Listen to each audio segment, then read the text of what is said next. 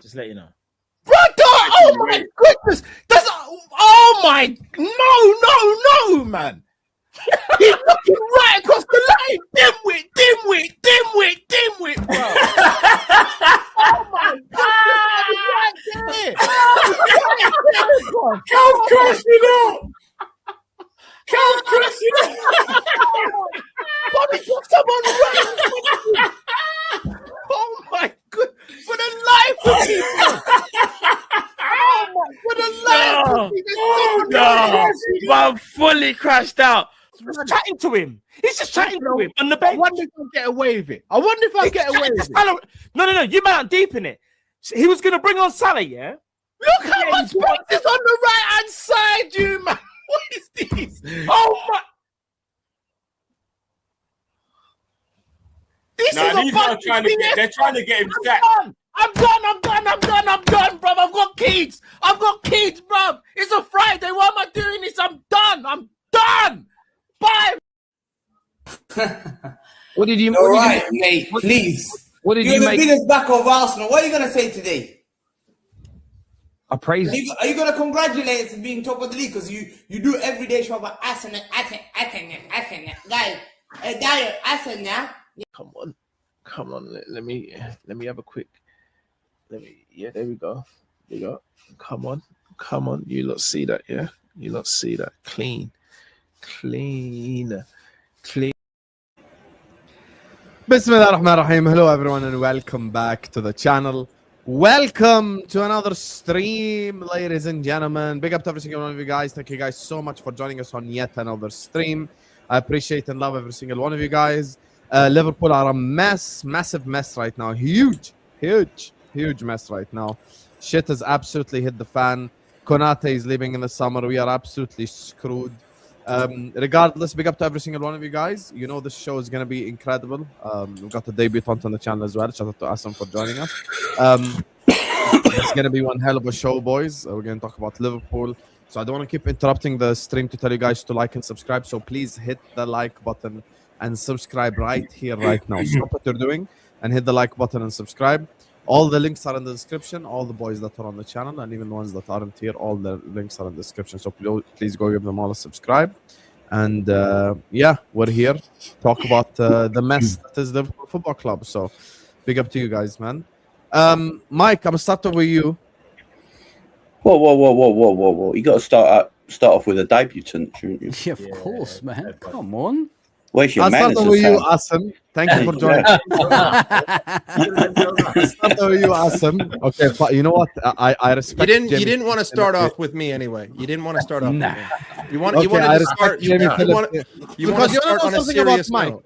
If I go to everyone else, you go like, the guy's pretty much covered what I wanted to say. I can always say. When did I ever give say him a that? chance to speak first? Mike's like James Pierce right now. Wait. When do I ever go last and ever say other people covered what I wanted to say? I never do that. You've done that. Put one in the chat if you recall Mike doing that. I have never. I always give my opinion. When he moans, he's the last one to go, and everyone else has said the stuff that he wants to say. You know what? These agendas are getting. These agendas are crazy. Watch how many ones are going to be in the chat as well. You liar. See? Look at this. Yeah, all of those people. Yeah, they're all liars. Every single one of them. They're liars. Okay. Liars. Okay, guess we have a lot of liars in the chat. Kemak, why put three? It's all good. Because I'm a liar. You put 3. Oh my. Anyway, okay, you know what? I respect Jamie Phillips' opinion enough. I'm gonna start with our debutant, Asim. Thank you for joining us, brother. Big up to you. What have you made of this mess over this last 24 hours? First and foremost, big up to yourself. Thank you so much for having me on. Big up to the brothers in the stream. Big up to the Don Hussam community and everyone else's community. I'm sure everyone's got their favorites in the chat. You all doing great work, and it's the grind, as we all know. People think you can come on, talk shit, and go off stream, but there's a lot more to content creating, as you guys know. And so whoever does it on a daily basis, got full-time jobs, kids. You know what? I respect every single one of you, and but without the people, there's nothing possible. So big up, keep on doing what you're doing. Hussam, where do you want me to start? The season was a mess. It's It didn't start as a mess, but we saw it coming, didn't we? And then after the first 5-6 games, the reality hit. It got really bad. The football got even worse. And then here we are. And now the transfer market and the transfer window has started badly as well for Liverpool. In whatever you think of Ibu Konate, it's not a good look for Liverpool. Of course. Because where you look at Andy Robertson, Trent, Konate now, even over the years of Wijnaldum and many other players, you've probably got combined a fee worth of around about 8 to 10 million pounds. And so whatever you think, even though you're the biggest FSG fan of this business model, self-sustaining model, it's not a good look for Liverpool. If you want to look ruthless, then this has to be better. Well, you know what? If you're going to make big calls, then you have to back it. Because the last thing I want, and the thing we want as Liverpool fans, by the end of the summer, we don't want to utter those sentiments where you left us short again. We can't gamble anymore. We can't put our trust in 16, 17-year-olds and expect them to win us league titles. Because as much as talented they are, it's simply not going to get done. 16-year-olds don't win you titles. They're there. They're supposed to be the spark, the bright spark, and give you hope amongst the season, give you a little purple patch, and that's part of their development. But Liverpool cannot be left short again. And look, we're going to be fed the narrative of the next 2-3 months now, saying Liverpool have hope in Leone, have hope in Jackie. And I must caveat that they're outstanding talents. We have to make sure you give them the right environment and platform them in the right way so they enhance their performances and develop at Liverpool without the need of, you know what, I've come for 60 million pounds and I have to start performing from week one. That's not how you provide a youngster, as talented as they are, a platform and an environment to excel at Liverpool or any other club for that matter. So we will hear that narrative. We'll hear the narrative of Liverpool need to prioritize in different departments. But when have Liverpool really looked at every department in one summer window? When have we? And the fact that is the damning fact is we were champions of England and we finished 25 points behind the champions. So we have to play catch up. And how you play catch up, you have better transfer windows, you have better succession planning, and you have better squads. Liverpool's bench, Hussam, has been laughable, has been embarrassing. It's not been worthy of champions of England. And at the end of the day, with a physical league, with the amount of competition and money there is in the Premier League, you can't compete with just first 11s. If FSG are thinking, and I'm sure we're going to discuss it further, but you asked me a question, and this is how we feel. We go off a tangent with Liverpool because there's so many things that hurt you about the policy and everything that's going on upstairs, on and off the pitch, I must say. If you're going to come out with a policy like that, you can't think, you know what, it won us the title once every 5-6 years, so it'll work. Because you can't keep writing seasons off.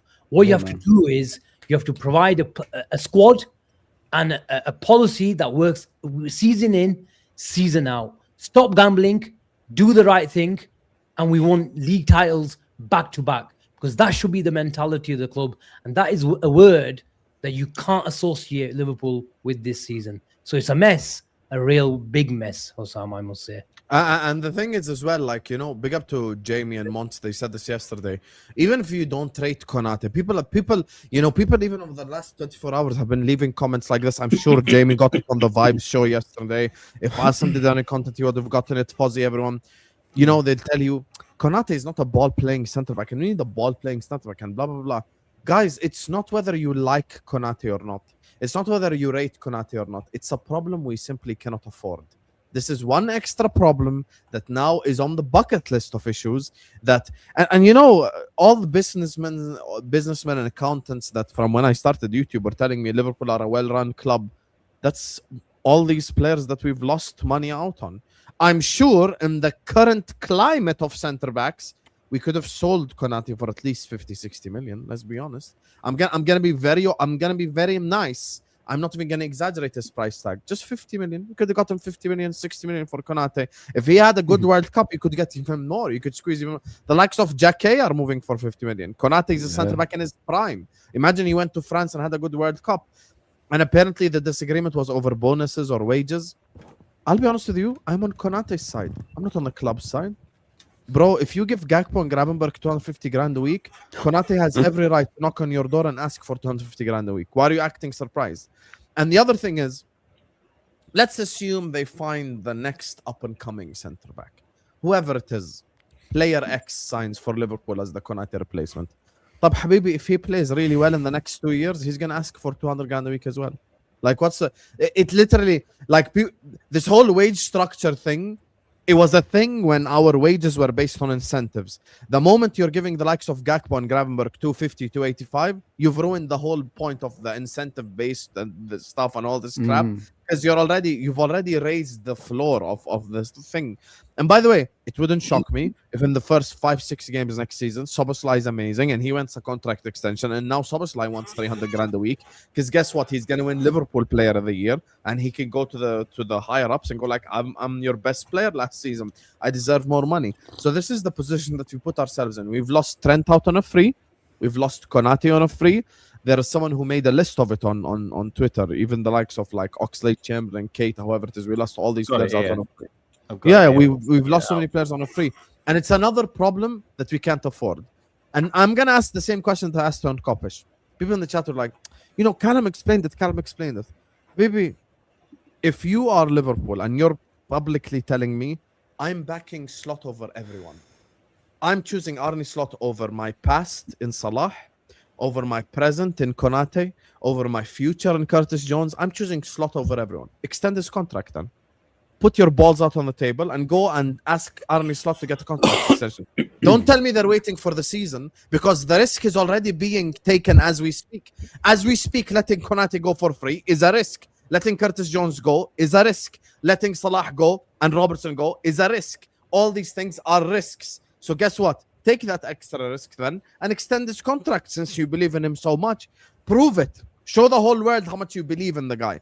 Or else, make correct decisions that are for the future of Liverpool Football Club with or without Slot, which is something we're not doing right now and which has become a big issue, to be honest, recently. So that's where I'm at with it. And the more I think about it, the more I get depressed. The funny part is I've spent the last 72 hours before this Konate news. Jamie knows this. I've spent the last 72 hours telling people to be positive.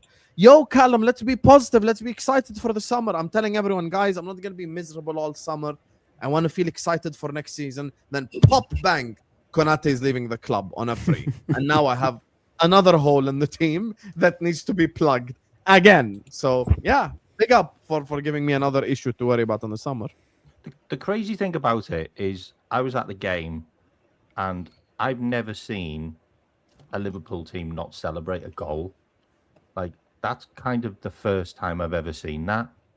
And that's one of our own, by the way. That's a guy that's been at the club for, what 19 years?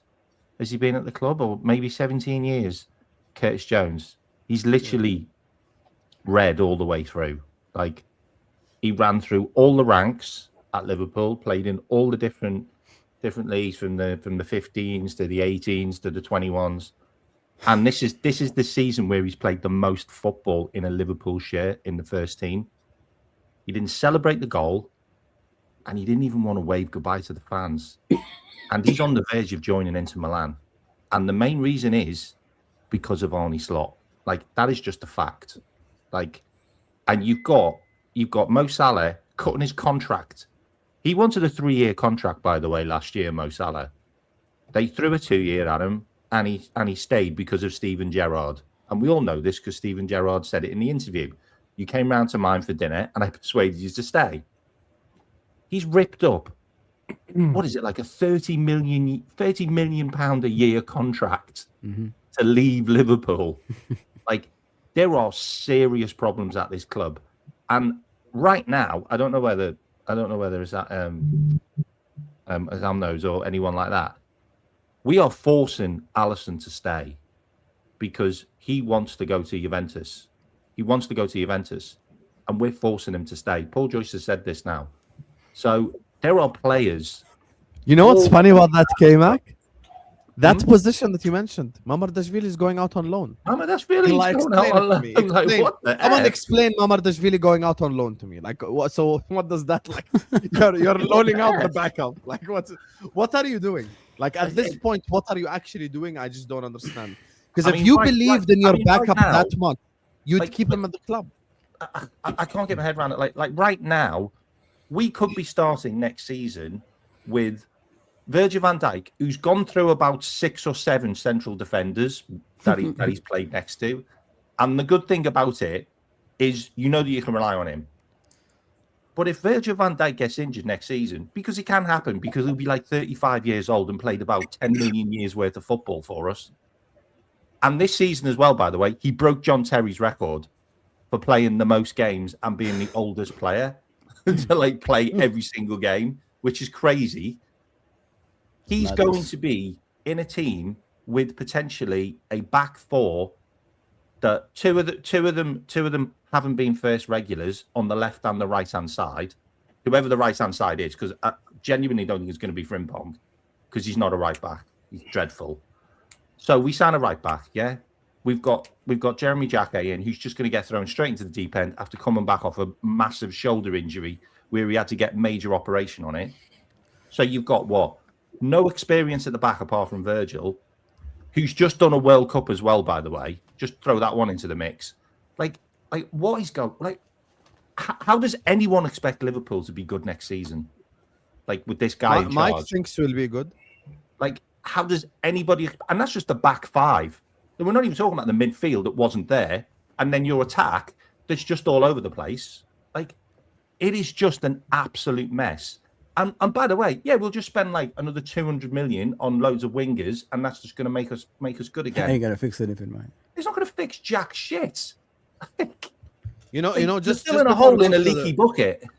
With what? Just before we go to the rest of the panel, now. Obviously you're a Man United fan, Tandizo. Thank you for the super chat and stuff.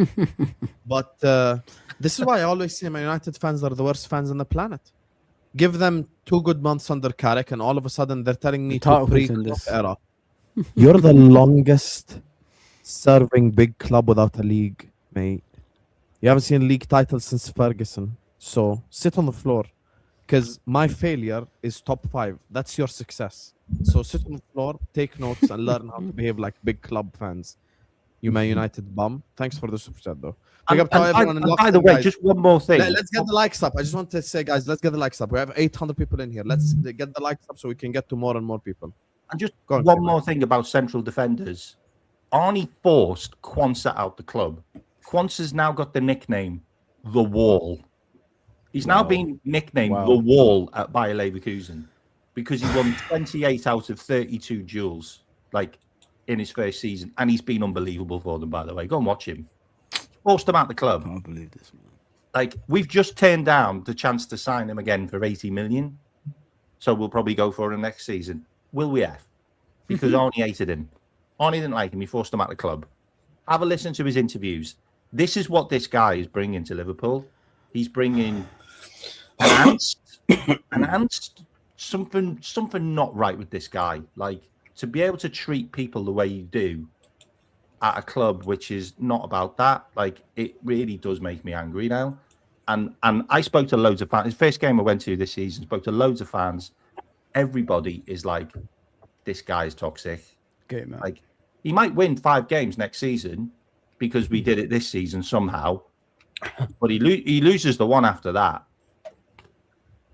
Don't worry about it. It's coming back. Like, it will be coming back, and everyone will be booing him again. Crazy. I think the story in all this, again, and I've been saying it for a while now, Hussam, to you, as early as January when we were going through that streak, is just, I think we're past the point of talking about slot and these. Yeah, man. Like, it's the board, man. The board is what's the board, and the ownership is clearly what's wrong with this football club. And I think the main thing I took away from what Asim just said was they're not putting our players, like, they're not creating the the foundations and the situations that would allow our young players to actually flourish. When you're a young player as a pro, you need to have that competition in the squad. You need to know, like, if I don't perform, I'm not going to play.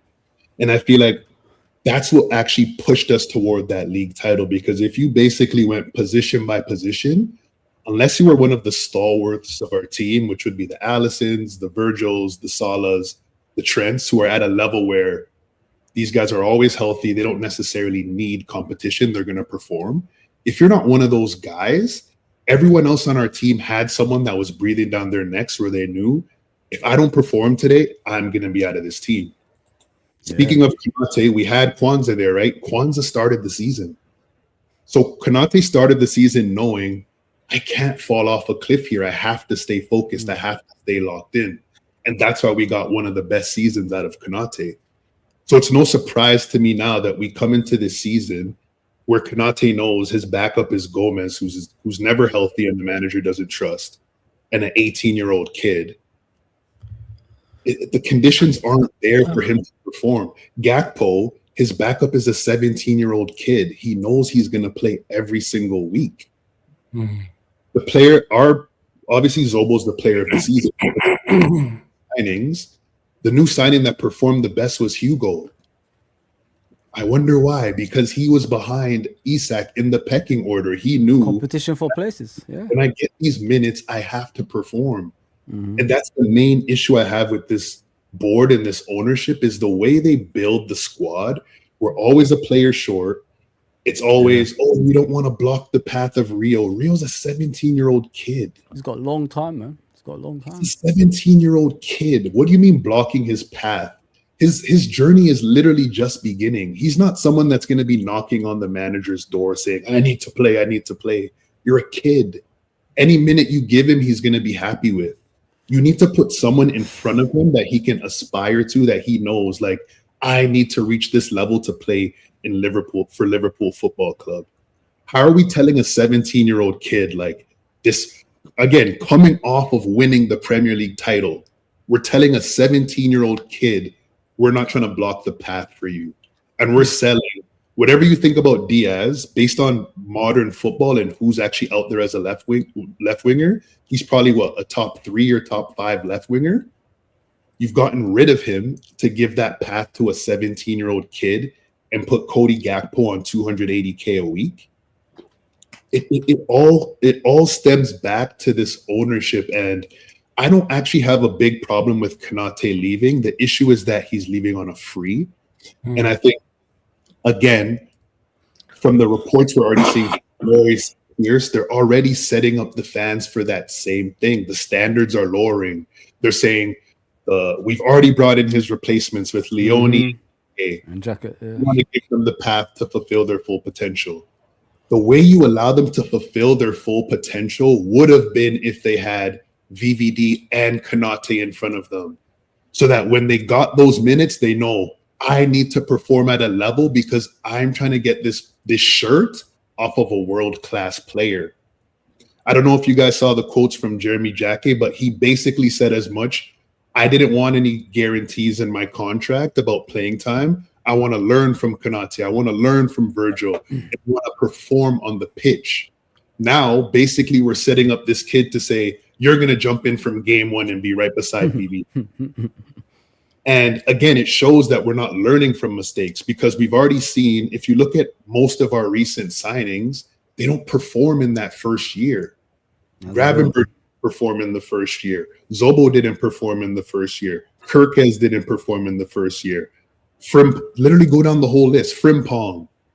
Like, every new signing has not performed in their first year. So if the plan now is to feed the fans that we believe in Jacquet and we believe in Leone, which, to be fair, I actually do really believe in those two center backs. I actually think they're very high quality, but you're not putting them in a position to succeed. We're going to be here in a year's time saying the same things. Because they got to develop as players, don't they? Yeah. We're going to be naming these players. These are kids. They need that competition. They need to know, if you're playing shit, you come out of the team. Yeah. Konate was shit for 4 months and he played every single week. McAllister was shit the whole season, and he played every single week. Yep.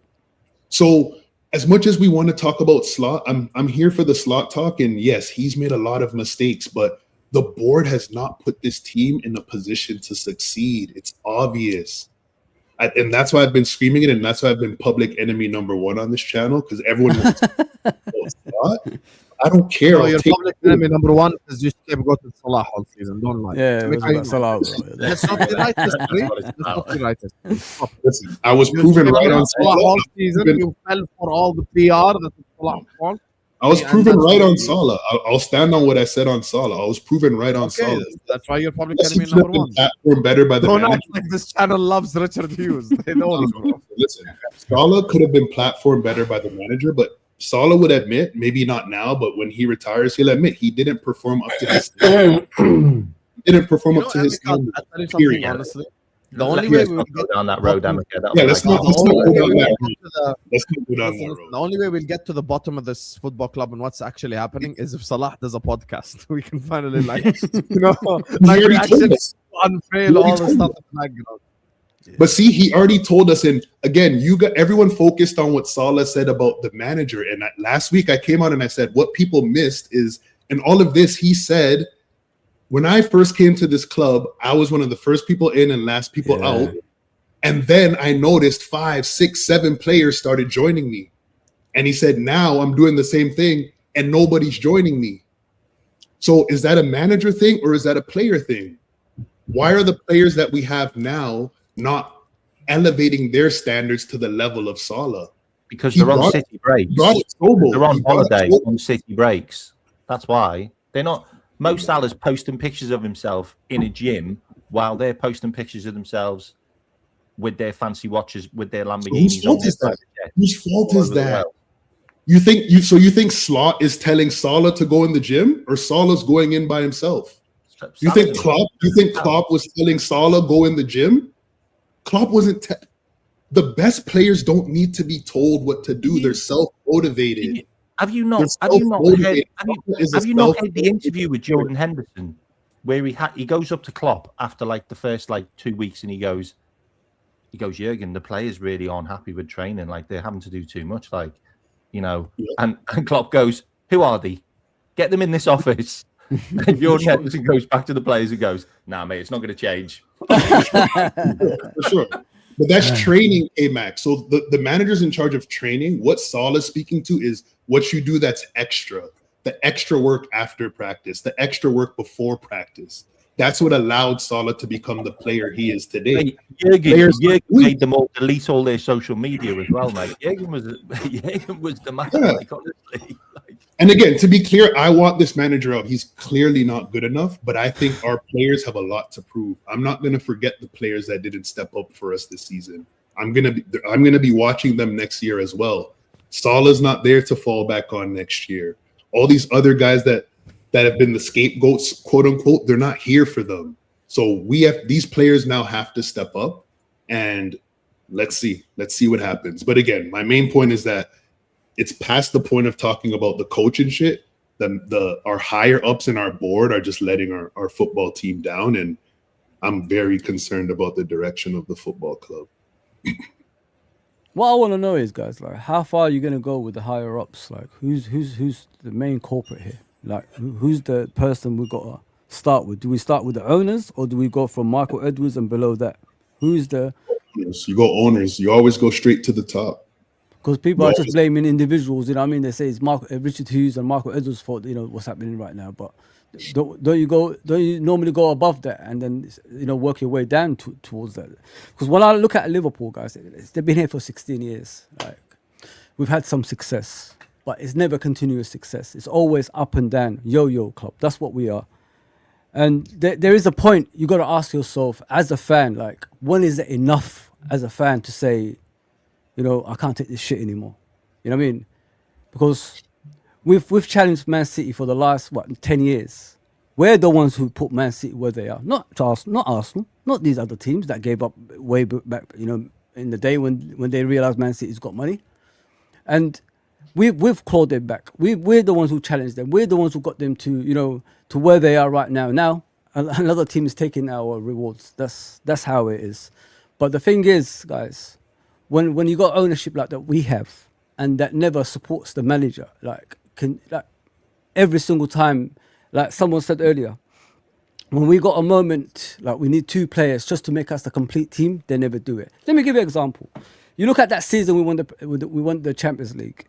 John W. Harry talked on Sky Sports. He talked about us, you know, we won the Champions League, we're gonna invest in the team, we're gonna help Jurgen Klopp out. What did he buy? He bought 3 players: Seth Vandenberg, Harvey Elliott, and of course Adrian. That season we was going for like retaining the Champions League, and we was going for obviously the Premier League. What was the issue in that season that we didn't get the Champions League? Buying cheap players, buying Adrian, putting Adrian in goal. You know what I mean, who lost us the Champions League. So if we had if we paid the right prices for players, we could have been more successful. That's what I'm trying to tell you guys. Every single time that we're trying to challenge and retain stuff, we're always falling short. A lot of people said to me I was wrong. The thing is why the shift will go to the owners is because look, we've spoken about Slot enough. The guy's not going to say. Yeah, I'm tired of Slot. Listen, this is beyond. And Slot by now. the way, I said this 3 days ago as well. I said, guys, I'm not going to go live every day and say Slot out. We all know it's like one Slot beyond out. Slot. But listen, we need to sit with these owners at some stage. People need to start putting their foot down, Hussam, at some stage and say, when is it going to be our time to challenge? When are we going to dominate? Or do we deserve the likes of Arne on these meaty people at our football club?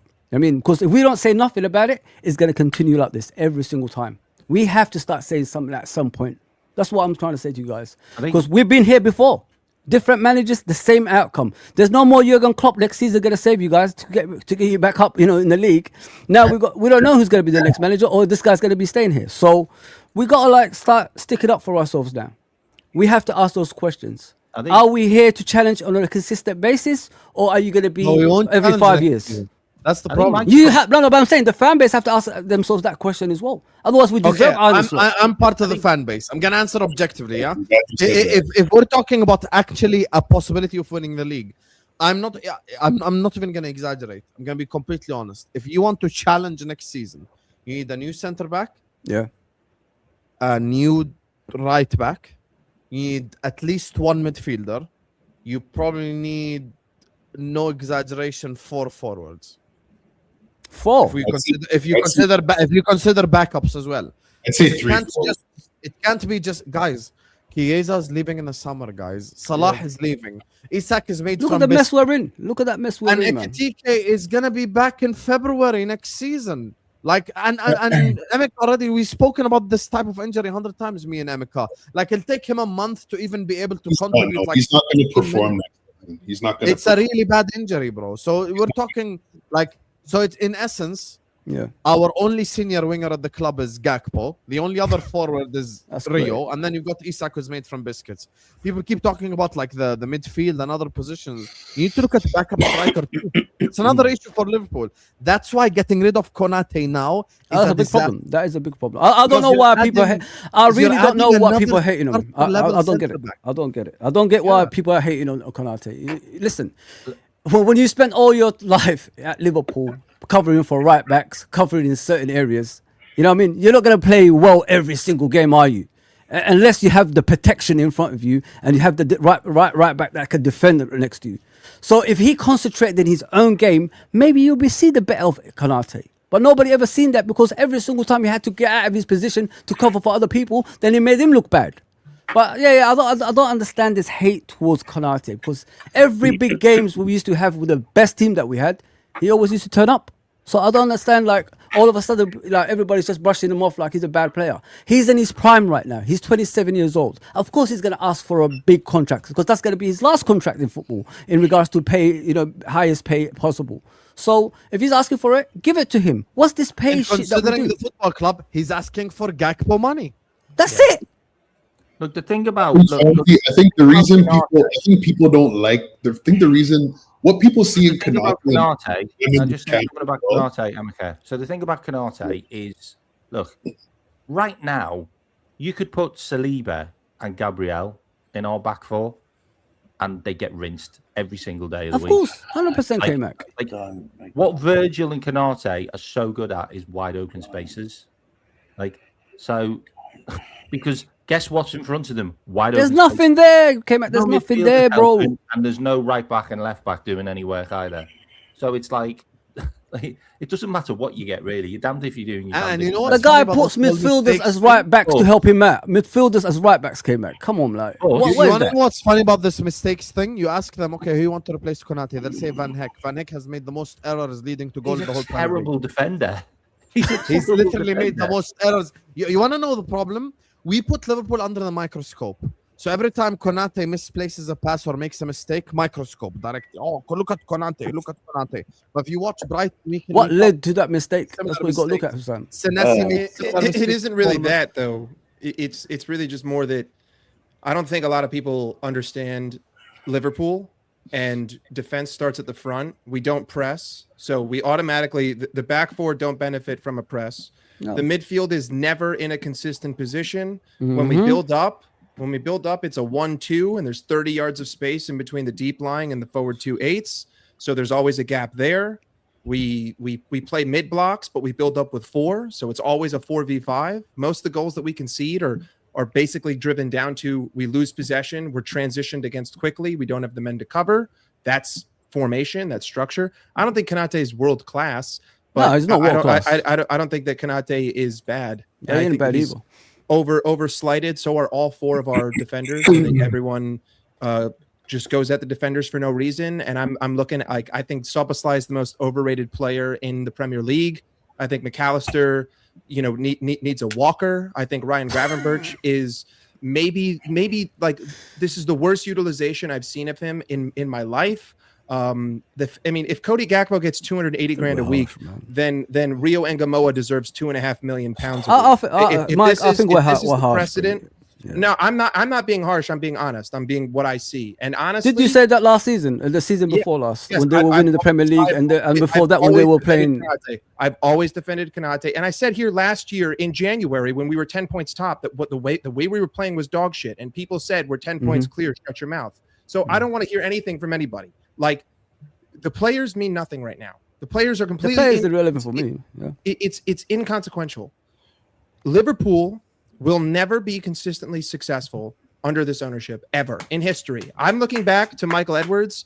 I think Michael Edwards is the luckiest man in football because he 100%. Made 4 signings at the beginning. They all hit, and every signing after that didn't lead to trophies. Thiago Alcantara, Naby Keita, failures. We didn't win until George Schmadtke came in and bought 3 midfielders. That's not Michael Edwards. That's someone else. And they didn't do anything last year. They made £18 million. So in theory, Michael Edwards as a sporting director, one hit wonder. To me, my issue is that we sat here in October. We said this. We said all of these things in October, and we said if you allow this problem to persist, it will only get bigger and bigger and bigger. And now I just feel like it's at the point where it's just too big. Because to me, even this summer, if you keep Arne Slot and you invest, you're investing into the wrong profiles. Change nothing, mate. There are no players that improve Arne Slot's system to the point where we can win the league. Again, I've seen this system since January of last year. We were 5 points top, and then we ended 25 points behind. As Asim said, that's a 30-point drop in 33 games because we won the first 5. I don't see any players helping this going forward. You're going to invest into the wrong guy, into the wrong profiles. But also to me, like, listen, just the club is proving to me trophies are not their forefront, and they already know people are not going to kick up that much of a fuss. Like, people can talk on social media all they want, but the only protests that I saw at the grounds this season were for ticket prices, and that was fair. That was fair because this club holds our fans hostage. I didn't know that season ticket holders can't give away their I couldn't give K-Mac my season ticket for a game. And I can't sell it to someone else for a game. And I have to go to a certain amount of games every season. You're basically holding me hostage to be a loyal supporter to your club. I think that that's ridiculous. But, we didn't really see any, there was no fuss. We finished on 60 points, and I'm not seeing any FSG out protests. I'm not seeing any marches. You can clown Chelsea all they want. They got the locals on lock, innit? They got the locals on lock, my friend. That's why. But listen, I think it's a culture issue. I think it's FSG. I think it's Michael Edwards. I think it's Richard Hughes. Yeah. I think it's a throuple, right? I think that all 3 of them are in this polygamous relationship. And to me, I want them all gone. And I know, like, my expectations for the next 24 months is just, scrape by fifth and maybe get a domestic trophy, because I have zero. Like, I have no expectations, because I cannot see the change structurally, because you had 8 months to do anything different, and you didn't do anything different over the last 8 months. So all this is telling me is that you're going to double down, and you're going to say, you know what? I believe in this system, which doesn't make any sense. I just need to get the right pieces. And then you're going to get the wrong pieces to the wrong system. And this is just more of a shit show for the next guy to have to come and clean up. You're just digging it further and further. But listen, profit margins aren't hurt. Technically, last summer, net spend wise, a little under 300 million. Add in Adidas and all the ticket sales. Probably, we're probably only like 100 million in the red. And speaking Mike. as the American Jewish accountant here, that's pretty decent. That's pretty decent. Not to mention, there's only like 13 clubs on the planet who operate in a profit to begin with. So, financially speaking, our nearest competitors are Norwich City, Burnley. Great, fantastic competition. So I just I don't see any hope, and I don't care who the players that people name are. Like, you need at least 2 new midfielders. You need a striker, because Ekitike ain't going to play at all next season. You need 2 wingers. You need a right winger and a left winger. You need a right back. You need to bring back a left back. Now you can get Tsimikas for free. You can get Darwin Núñez for free. There's free options that you can go out there and get. But now you need a center back. And I'm paying. Listen, the biggest crime of all of this is that you're paying Cody Gakpo 280,000 pounds a week. That is the biggest injustice in football history. That is the biggest injustice in football history. If he's on 280, Endo should be on 500. Every other player should be on double or triple 280,000 pounds a week, because that is absurd. It's absurd. And listen, I know that I'm ultra harsh on Cody Gakpo, but that's because I think he's the ultimate yes man to Arne Slot. And I also think that so is Dominic Szoboszlai. And I think that Curtis Jones is leaving not because he had a falling out on the sideline, but because he's the midfielder that doesn't listen to Slot, and that's why he looked the best this season. So it is what it is. I've sort of reserved myself since October, and I think that next season is just going to be a little bit of the same old shit. Will probably be Ten Hag settings. We'll start the season. We'll be floating around 5th place. We'll be like 6-7 points off, and I think the club has set the precedent. If you're within 5 points of 5th place by February, you deserve to keep your job, and you can stay here and you can fight to get us into Champions League, and no one is going to kick up a fuss, and we're going to get our money, and then we're going to keep moving forward. So, by the way, Ten Hag done exactly the same as what Arne Slot's done. Do you remember Ronaldo? Except that he won an FA Cup and a Carabao Cup. He was the scapegoat, and he's used Salah as the scapegoat, and then the board backed him the next season. And guess what he did? He bought loads of his old players. And guess who we're linked with? Loads of Arnie's old players.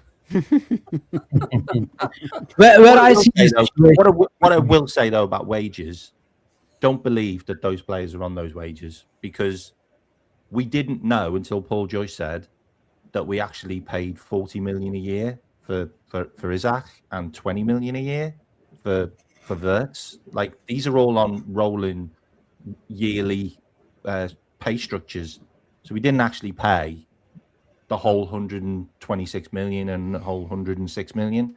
All these signings were all on yearly. That's standard. No, it still comes out of your pocket. It's still coming out of your pocket, and it still goes on. It still goes on the ledger as minus 117. Transfers are always paid in installments. I don't believe that they're on those wages, because I don't believe they are. I just don't. Where I see the Konate situation, lads, is he the most gifted footballer that we've seen? No. It's all about partnerships. I think it was Mike that mentioned Saliba and Gabriel. It's all about partnerships. Van Dijk makes any defender that plays alongside him, although he is a better defender. Even this version of Virgil van Dijk, it just commands so much order. Whether you're watching football on a TV screen, whether you're watching at the ground, you just see their opposition striker just go over to the other defender, because traditionally you go sit on the other centre back. But what Konate has done, I don't think he gets enough credit.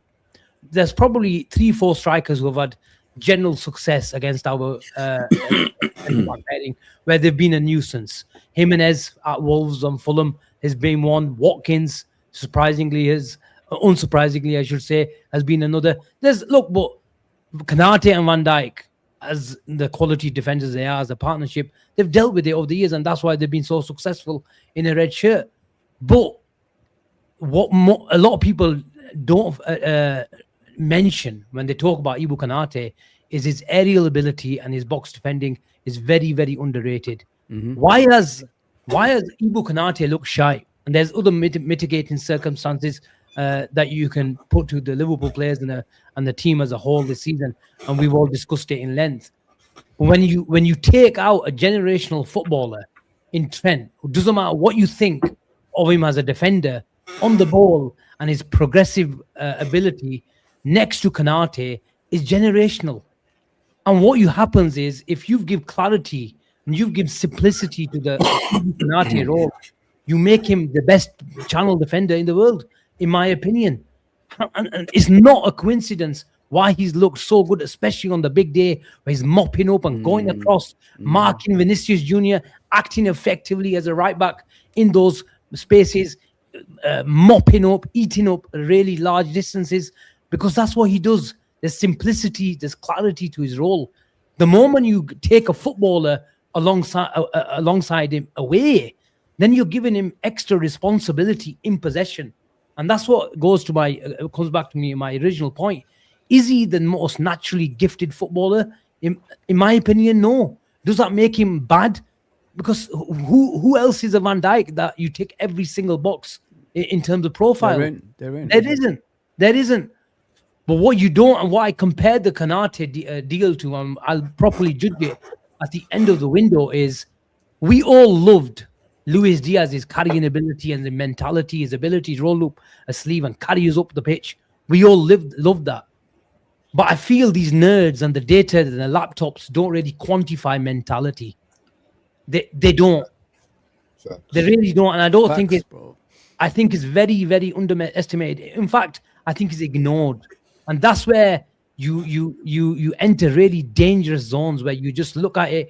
We're ruthless. We're looking at it as a business type of model, and we're looking at ages and we're looking at aerial duels. That's all fine to an extent. I'm not saying ignore the data. We have to make sure you don't rip up the team to intensity and mentality and standards. And that's why there's so many senior leadership have come out and questioned standards and questioned the mentality and the approach on and off the pitch, and it reflects. And if you have a manager that needs the top profiles to perform, and he won us the league, and even though Mohamed Salah carried us to that league, you still have to give Arne Slot credit, because at the end of the day, he was in charge. But when you take that and rip the intensity out of that team, because he is culpable just as anybody else, because when you win the league, you also get clout in the negotiation table or the round table, because you're all friends, and you end up a bit more credibility when you win the league. When you take all that intensity out, then what can you do? Can you go out of your comfort zone? And if you talk about PSG and if you're inspired by Johan Cruyff and the great Pep Guardiola, he's the ultimate coach, who's the ultimate man manager as well. And that's not talked about enough when you talk about Guardiola. Yep. He goes on the pitch, he grabs you by the neck, he screams at you in the ear. That's not fake. That's not for the camera. It's all part and parcel of player management. And he doesn't connect. Psychological. With the fans, he doesn't connect. Listen to the Kyle Walker interview. The Kyle Walker interview about Pep Guardiola. 100%. He used to have his guys that he used to pick on purpose.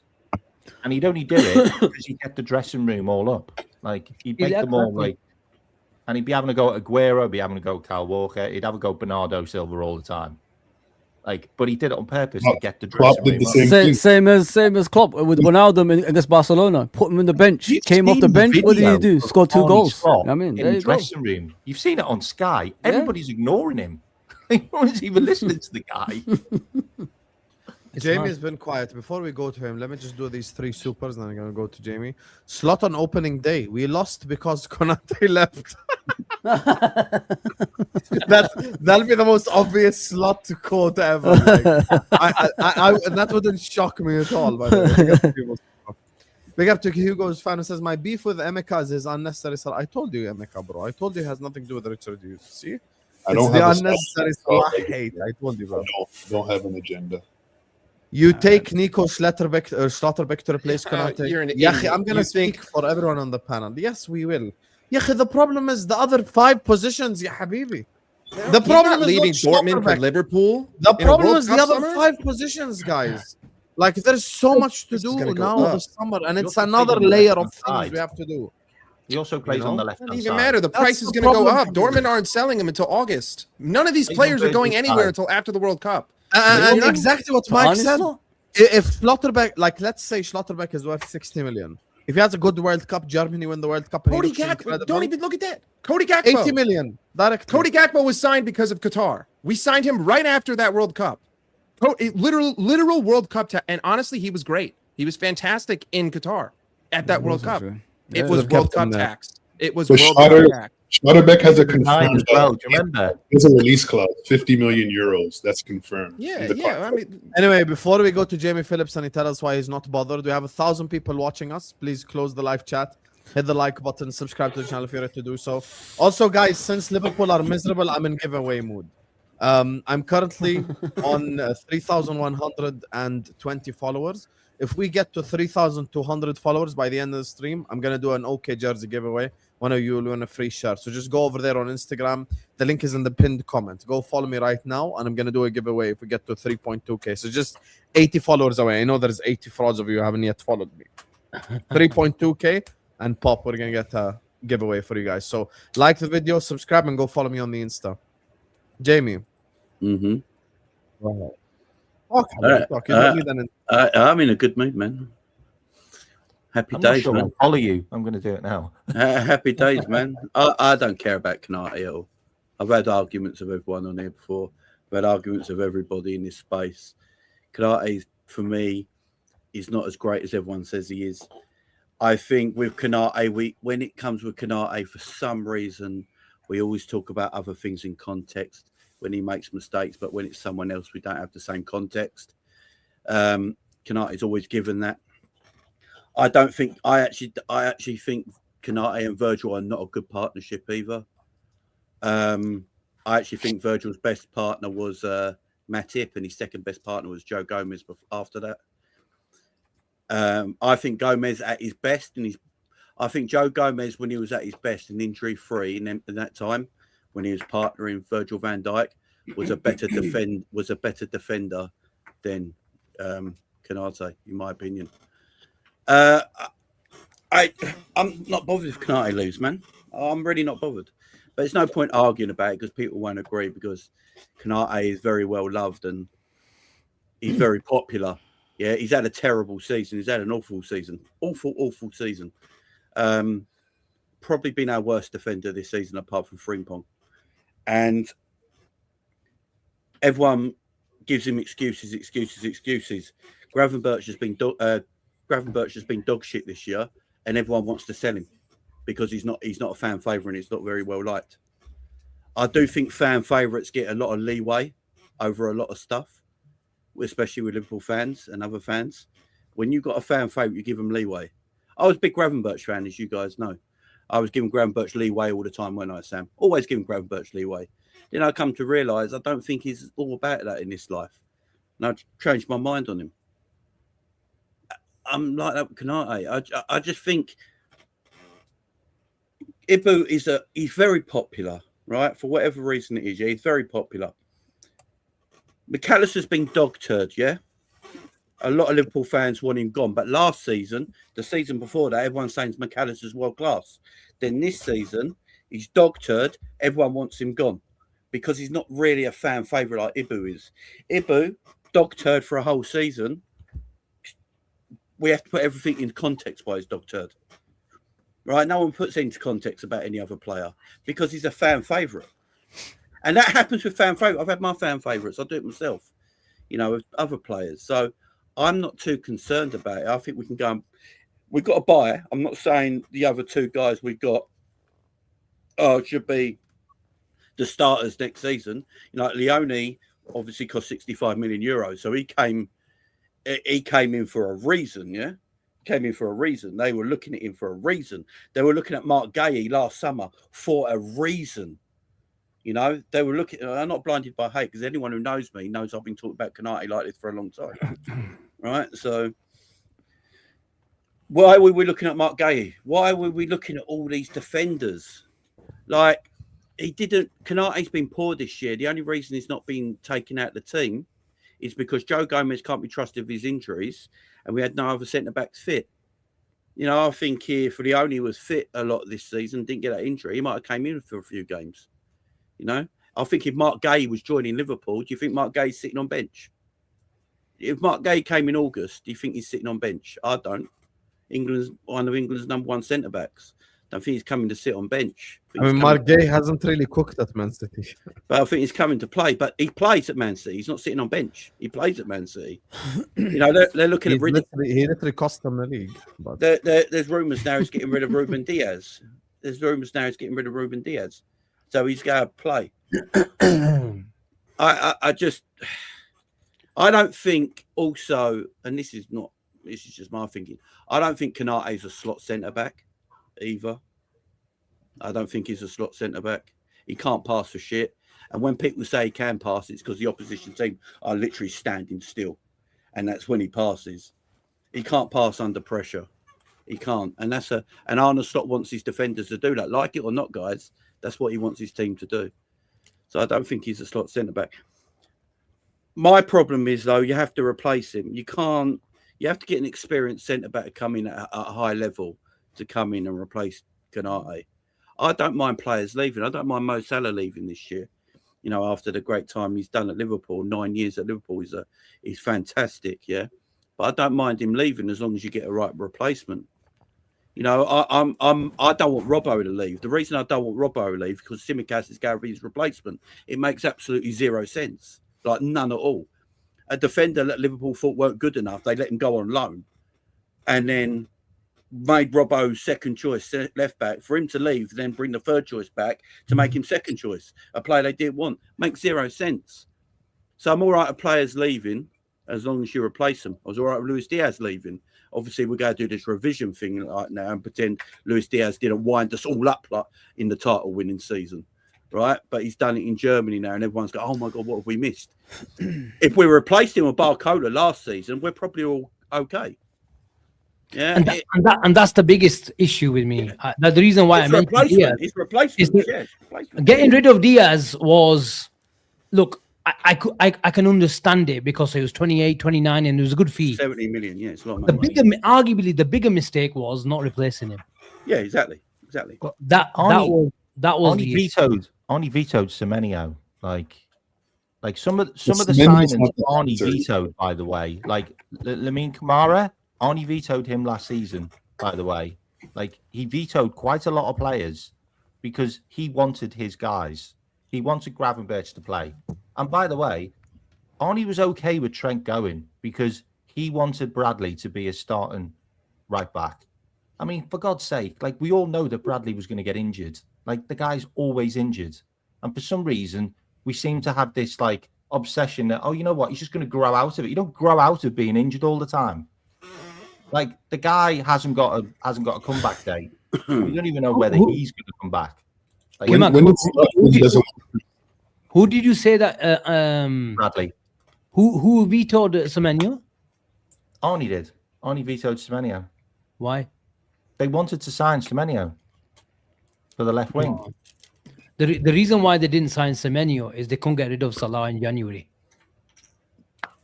If they got rid of Salah, Semenyo would have come through the club doors, in my opinion. Semenyo would have been terrible anyway.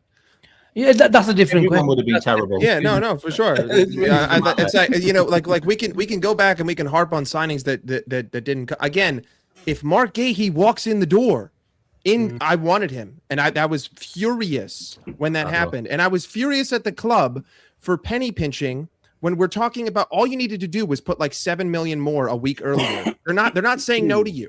Like, no one's saying no for an extra 7 million, and you know you had all the money. I still don't like. I think it makes a marginal difference. Like, I think that at the absolute best, even if the players performed to the ability that they should have this season, we're talking about a marginal difference. We're talking about an ugly 70 points. We're talking about like an ugly 71, an ugly 72. And I just I don't think that those get over the line. Like the one I go back to is if you look at PSG, if we had just swapped the managers, if Luis Enrique was managing Liverpool and Arne Slot was managing that PSG team, I would put my life on it that we would beat them 25-0 over 2 legs. It would be that simple. We would annihilate them. We would massacre them because the guy can't coach, and players do not improve this because you've seen every combination of player possible. You've seen every single player rotated. You've seen 3 different right wingers. You've seen 3 different left wingers. You've seen 3 different 10s, and the problems are always the same no matter who's playing there. When Florian Wirtz played right wing against Frankfurt in the first half, he was dog shit. It was absent, and he's the reason why we conceded the first goal against Frankfurt because he lost possession carelessly because he had no support. And it's the same thing when we would just go to the left wing, or it's the same thing when we would swap the midfield. We're literally in the definition of insanity. Like, we've gone in so many circles that now we sit here after the season's over and we continue to go in the same circles because there is no certainty at this football club. The only certainty is that no one knows what they're doing, and that I don't think we have any leadership. I don't think that there's any. I really think that the way that this transpired, sort of doubles down my take in January that there was a group in the board that wanted Arne Slot to go, and there was a group in the board that didn't want Arne Slot to go. And the reason why we didn't sign anyone was because we couldn't come to a consensus agreement on what the actual compass was. Like, where are we pointing our ship? We couldn't figure that out, so we didn't make any signings. The whole second half of the season transpires, and we still can't figure out where our compass is pointing. So we're not making any decisions. And then this summer begins, and what do? We continue to not make any decisions. All I see from this is just a back room that is completely disconnected. There is no, it's not congruent, and it's just like we're digging ourselves. Here's my problem with what Jamie's saying. I probably dislike Gravenberg more than even Jamie dislikes Konate, but I don't want Gravenberg gone in the summer. I'm just recognizing that we have already enough issues. That's the bigger picture for me is the number of issues I've got to deal with in the summer. Drifty said this earlier on, like we need basically a whole new team. And to be honest with you, I think Jamie is a bit harsh on Konate because for me, I think he's just under a microscope because he plays for us. Any of the other center backs that, whichever example you want to mention of a player you would take at Liverpool, if you go watch them week in, week out, they make mistakes. By the way, Gabriel and Saliba probably been the best centre-back partnership in the league this season. I've seen Gabriel make mistakes on 3-4 games in a row. He's had a run 2 months ago where he went bad, for a couple of games. Saliba sometimes gets beaten in the air. He has bad games. I think Konate is under a microscope at our club. And, I do think whenever we do get a new center back, we will realize that it's not him that's the problem. And even with Gravenberg, as much as I dislike Gravenberg, we already have enough issues in midfield to the level where I can go I want us to keep Gravenberg because I just don't want us. But wouldn't Gravenberg be a bit We're gonna be in transition and rebuild forever, and this is where you've got to question the planning at the football club, right? Yeah, because they will speak through journalists and through media and through the the fan channels with the access. They will pretend that they planned this all along. No, you didn't. You're a liar. Because no one paid 100 million for Florian Wirtz and 120 million for Isak to rebuild in transition. If your plan was rebuild in transition, I'm questioning the whole last summer. The entirety of last summer, I'm questioning it from start to end. Because my thing is the following. If you wanted to rebuild in transition, we could have taken that 220 million total for 2 players and spent it on 5 players in 5 different positions, and we could have rebuilt in transition, then gotten top 4. Yeah, and this whole get this summer though. Sharky and Semenyo and Gay, Jamie brought up Mark Gay, Florian Wirtz and Sharky. I'm gonna use that example. I promise you, if I gave Sharky to Arne Slot, this fan base will complain that he doesn't track back. And if I give Wirtz to Pep Guardiola, you'd have a culture cam going live on YouTube saying, oh, he's the most talented player in the Premier League. When you watch him under Pep, the way that he keeps the ball and pass left and pass right is so incredible. So for me, I do think that the manager, like I can recognize the players part of the thing. Yes, Gravenberch can't pass. Yes, McAllister's not athletic. This has nothing to do with Slot. But Slot is making all their bad traits come out more. Exactly. Aston Villa away is an example. When I was doing the watch along, I was like, guys, watch the game with me. Gravenberch is further on up the pitch than McAllister. McAllister is the better passer and he's the better technical player, and Gravenberch is better defensively. The better defensive player is further on the pitch, and the better passer is further behind on the pitch. This is the shit that doesn't make sense with the manager. So I'm at the level where I just think we are selling and changing so much.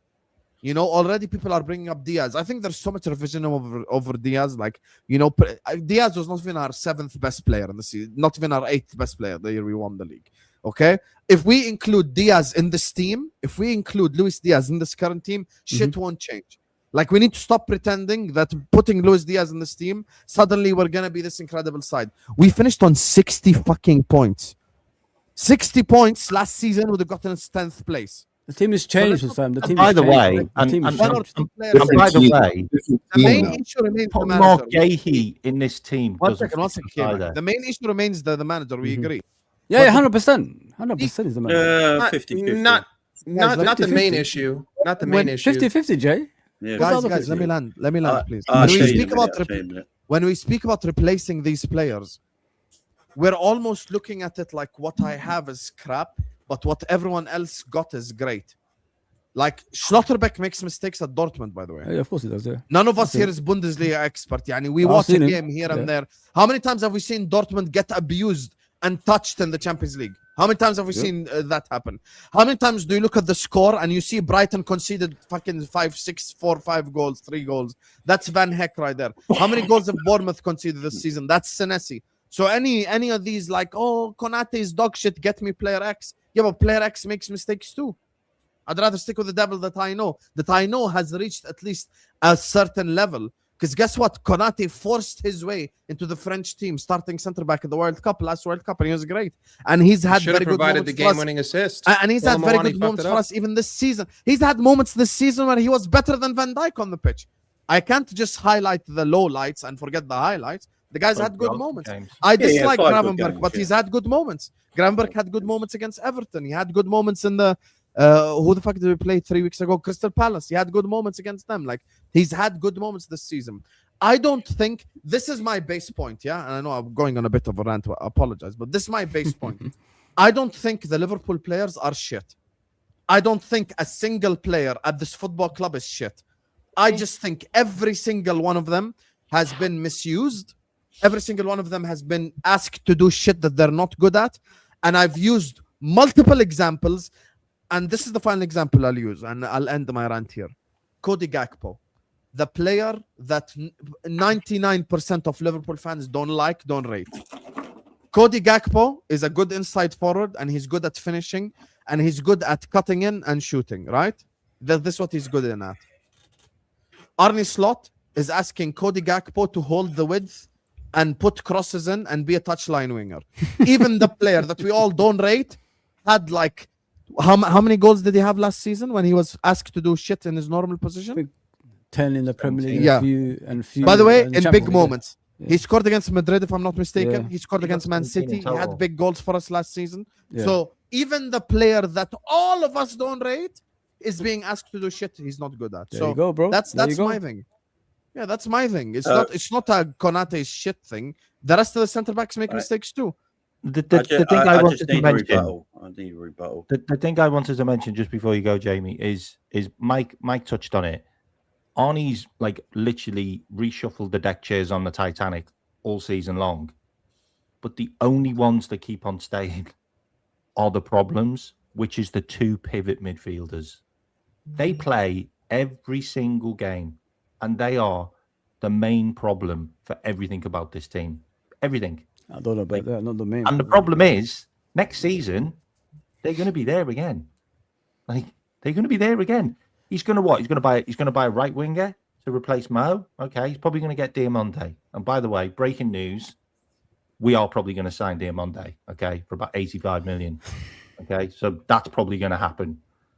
He wants to come to Liverpool, and we've offered him like a £6 million contract, like 5 years. Okay, so that's probably going to happen.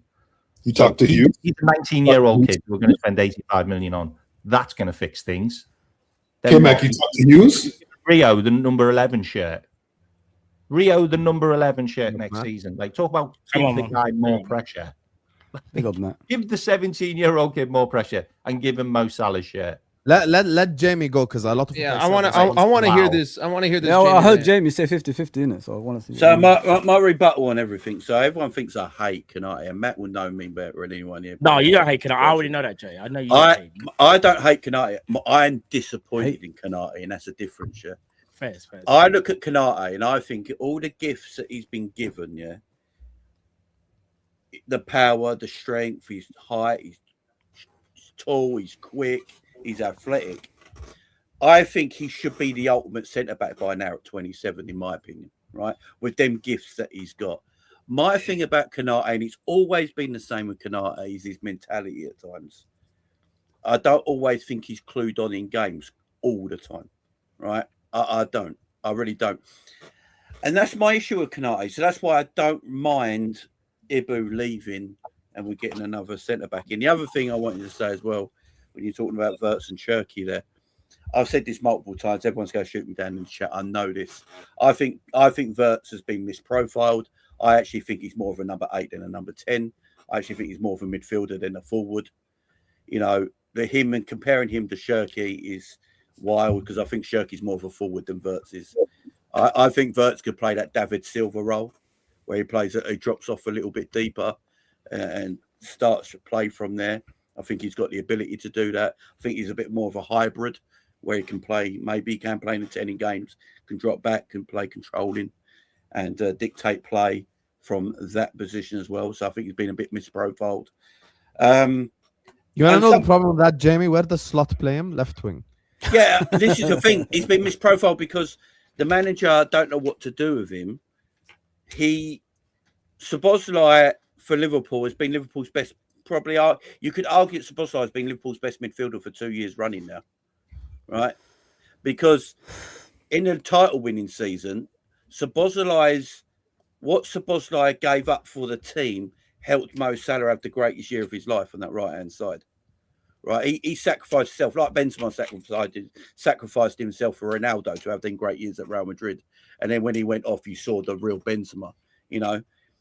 And now, you know, he's allowed to be more himself this season. I think Szoboszlai's had a good year. I think the last few weeks he's completely tailed off. But I think he's got like 12 goals this season. I think he's contributed extremely well to our team. If Liverpool buy Walton, I'm going to say this now, people go shoot me down. I don't think Walton and Wirtz work together in the midfield. And I think it's the wrong signing for Liverpool. If we buy Wharton, I would fly to Liverpool and protest myself. I don't think they work. I don't think they work together in the midfield, Walton and. Just not the profile we need. We don't need Wharton, man. I don't know what Asim has said on Born and Red, but I'm not even doing ITK shit. Wharton is joining Liverpool. I'm telling you right now. That's not what we need, Hussam. I mean, listen. Anyone we're linked to is the wrong player. This is the player that we've been like kissing his ass for the last 8 months. It wouldn't shock me at all if we sign him. Literally, don't you need don't you need strength in that midfield? Wharton is one of the players that Liverpool will go for, bro. Thank you guys. But the thing is, you need strength in that midfield. You need a dominance in that midfield, not like Wharton's not a dominant player. He's a passer. Curtis Jones is leaving as well, who's homegrown. Keep that in mind as well. That's another issue as well. Elliot Anderson cost 100 million. Marinakis is smoking some grade A Greek weed, bro. No one's gonna pay 110 million for Elliot Anderson. He's not worth it either. We don't need a destroyer. We don't need some super strong Fabinho.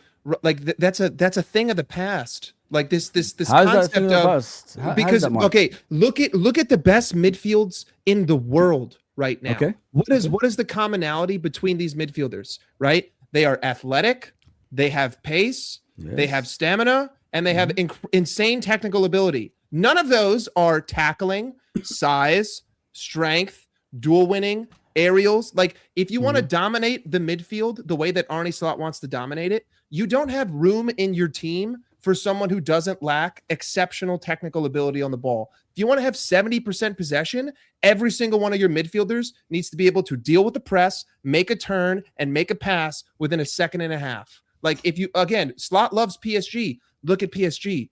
Those guys are not destroyers. But those the are thing four, is, Mark, is those he are four athletic, Mark? technically gifted. Are we going to act like Rodri just quickly? Because Rodri... Not destroyers in the way that you're saying. They're not Fabinho. All right, so They've when also got a Liverpool... good coach. Fabinho could play football. Let's not disrespect Fabinho. Fabinho wasn't just a that's I can't believe what I've heard. I was going to there. say, when Liverpool... Fabinho is complete. Yeah, Go on, Matt. Fabinho Go wasn't on, just a Matt. Go destroyer. on. In my opinion, when Liverpool were at their best, Fabinho was the DM. And the reason why it worked is because, yes, he done all the dirty work, but he could also play. Yes, it's sir. a bit like Rodri. Yeah. They are hybrids. They're not just old school battering rams. They can actually play football, but they brought balance to the team. The Liverpool players even said there's a reason why we are so great. It's because Fabinho does the dirty work. However, Fabinho would also springboard us into an attack. Sir. That is something that we have been missing since Fabinho left. Now, under Gravenberch, we've done it in a slightly different way. However, teams have found us out, and this is where it kind of goes back to the manager, because if you've been found out, you've now got to adapt your tactics or bring in someone else. Remember, the manager originally wanted Zubimendi. That was the first person that he wanted to launch those attacks, right? Now, I do think Liverpool lack balance in midfield because neither any one of our midfielders think defense first before attack. None of them.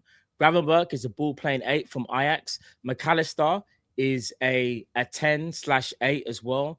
Soboslai is a freaking second striker Athlete. /number He's an 10 athlete. from his He's an days athlete. at Salzburg and Leipzig. Yeah. So again, you don't have that combative midfielder that can also play.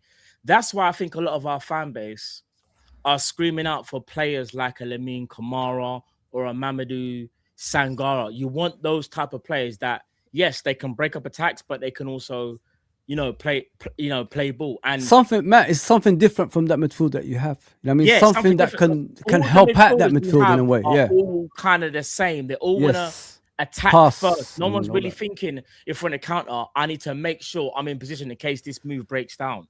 Like, we don't have that. So to Jamie's point, I know Jamie's gone, but like Wharton would help us in build-up. Wharton would help us in the first phase. However, when moves break down, I don't think Wharton can help stop. Oh, sorry, Jay, I didn't realize you were there. Matt, Wharton can stop the attacks. That's why if you get a Wharton, in my opinion, you need to get someone to go alongside Wharton. Spot on, bro. Wait, hold on. Like, in my opinion, I think that brings the best balance. I don't know if you guys disagree with that, but I think that brings 100%, Matt. Come on, bro. By the way, that midfield played with 3. We now play with 2. Yeah. And here's another thing as well, Matt. problem. To your point, this is where you got to understand where I feel like we've made a massive Matt, change. we want to hear your opinion on Konate, though. That's I'm gonna go there. yeah. Allow this midfield stuff. You get me? I'm gonna go there. You're a Gravenberch fan, so we can't trust your thoughts on the midfield. Yeah. Before I get to let's get back to the centre back. Of course. Before I get to Konate, I'm gonna say this though. So you guys notice he ain't put Gravenberch in his background for the last 4 months. You guys notice? Where's Gravenberch, mate? Where is he? Listen, Sam, you're a nasty piece of work, Sam. What I want to say is this though. Liverpool made a big change to how we set up. We've been under Arne Klopp. Under I'm going mad. Under Jurgen Klopp, we've been a 4-3-3 team, right? 3 workhorses, and then you've got your 3 forwards. That's like they just attack, right? You've now taken away a midfielder and put an attacker. Okay, cool. That's fine. Now the attacker has to be great, and I think Wirtz can be great. He's very, very good, just not great yet. But now you're asking the 2 CDMs or 2 8s to now cover more ground now that you've taken a position away. It's like chess. We're now exposed. There's now a massive gap between the 10 and the 2 6s. Yeah. Arne Slot seriously cannot be thinking we're going to be okay long term with Gravenberch and McAllister to cover that space for the end of time. it's not going to work. The only way you can do that, if you're going to accommodate Florian Wirtz, who is a gifted number 10, then you need at least one workhorse, not necessarily two, but one, because the gap is too big. Asim, I've seen, big up you, Cheen, big up the blue chip. Big up, brother. Big up, Who's man. that guy that's on there as well? Apologies. Ben. Big up Ben. You guys have spoken about it so many times. You're like, the structure of the team is so open. We're too expansive. Why do you think in every single game that we've arguably played this season, have you guys not noticed that the opposition team walks into our penalty box within the first 2 minutes? Oh yeah, Because there is 100%. a massive gap. Yeah. No one can cover that gap. And Arne Slot seems to think that by having these profiles, it's going to somehow suddenly click. No, it's not. I'm not a coach. I'm not qualified. I can only go off what I see with my own eyes. And what I see with my own eyes is the structure of the team is all wrong because you put in a number 10 and you're asking 2 8s to now cover the ground that a third midfielder should have. Make that make sense. Someone please tell me. That's crazy. Absolutely crazy. For example, Matt, like Well, if you that's look why at you play into the midfielder as right back. 1 second, okay, Mac. Like for example, guys, if you look at Liverpool before Fabinho, how easy was it to get to our defense? When Fabinho came, look at the difference he made. That's what I'm trying to say. So when you got a player like that in that midfield that can take care of the ball and pass it to the talented players, and he can play a bit, the world's your oyster. There's a guy at Aston Villa called Onana. I watched him against Arsenal this season. Did you guys see what he did to Arsenal before he got substituted in the half? But he's only 24. So with age, he'll be fine. He's only 24. He's 23, I think, 24. So I think with age, he'll be fine. Like, you know, as he gets older, I think he'll be fine. I think that's what you need in that midfield.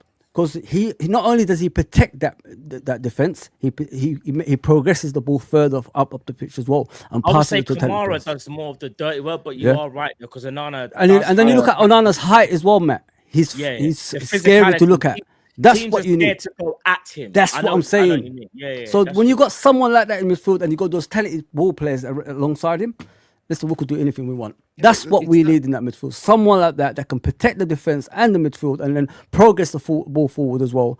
And listen, we'd be laughing at everybody else, but for some reason, everybody, what's his name? Wharton that passes side to side. He's not physically even ready to even be in that position to be on his own. Let me ask everyone on the panel, would you not think a profile that would, I mean, I don't know whether he might not be flavor of the month anymore, but would you guys go for, say, like a Chouameni? Depends on who the manager is. There's a midfield issue in our team that no one wants to talk about. But... Go on, John. Go on. It's the whole No, Wirtz. the whole issue. For me, it's Zobel. Wirtz is the issue in our midfield, man. He's actually the issue. But Jay, how is he the issue, Jay? Because you keep saying he's an issue. What is the issue? What do you mean by that, Jay? You can't play with a 10.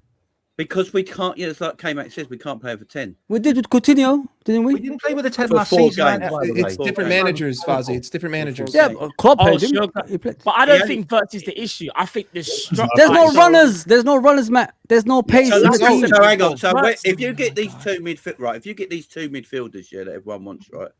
Everyone gets 2 midfielders. So you get, I don't know, Kamara and and Sherman or something like that, in that double pivot. You reckon Wirtz will still work in the 10? No. But that's not because of Wirtz though. Who's a better 10 for Liverpool? Who's a better 10 for Liverpool in the last 2 years?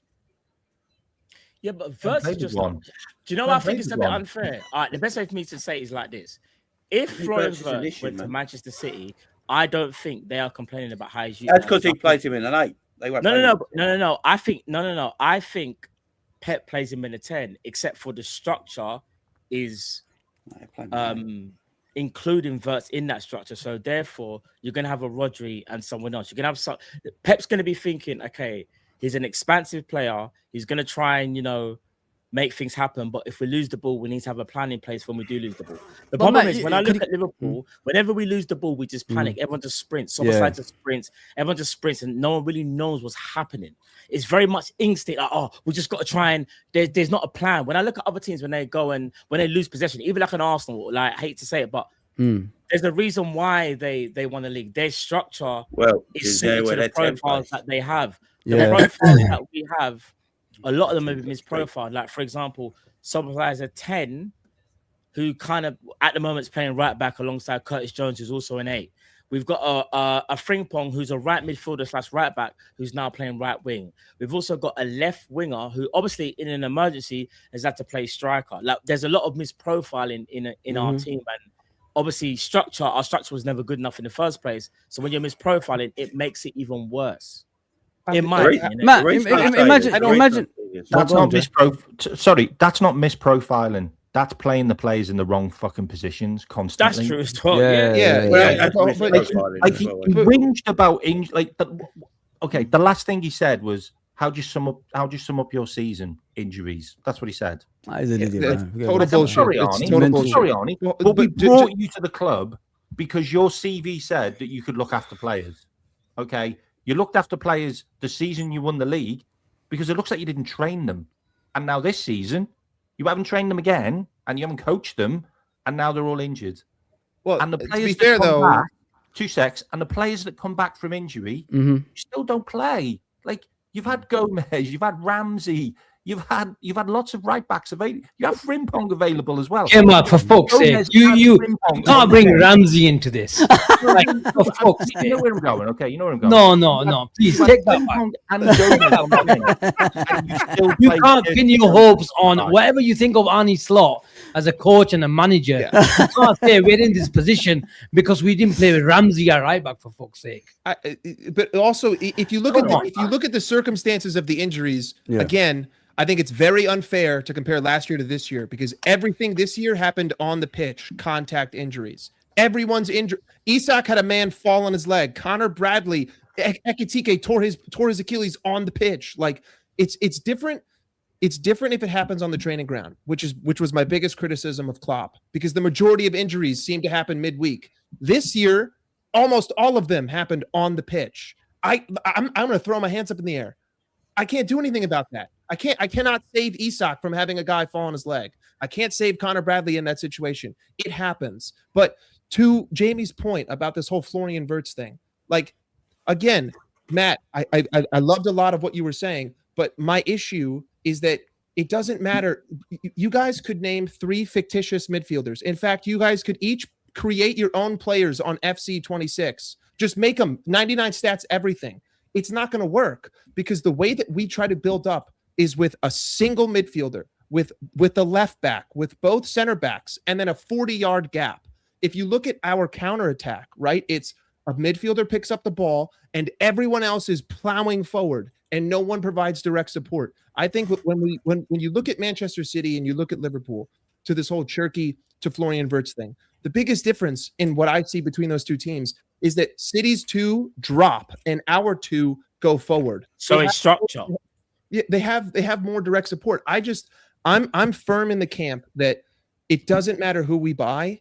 I think it makes marginal differences at best because you cannot look at the way that we build up. You cannot look at our counterattacks. You cannot look at our positioning in the center of the pitch, the majority of the game, and say that the way that these players are lined up is not the problem. It doesn't make any sense to me. Like Szoboszlai, again, great guy going forward, but the biggest culprit of slowing down play this season. Why? Because Arne Slot wants the play to be slower every single time.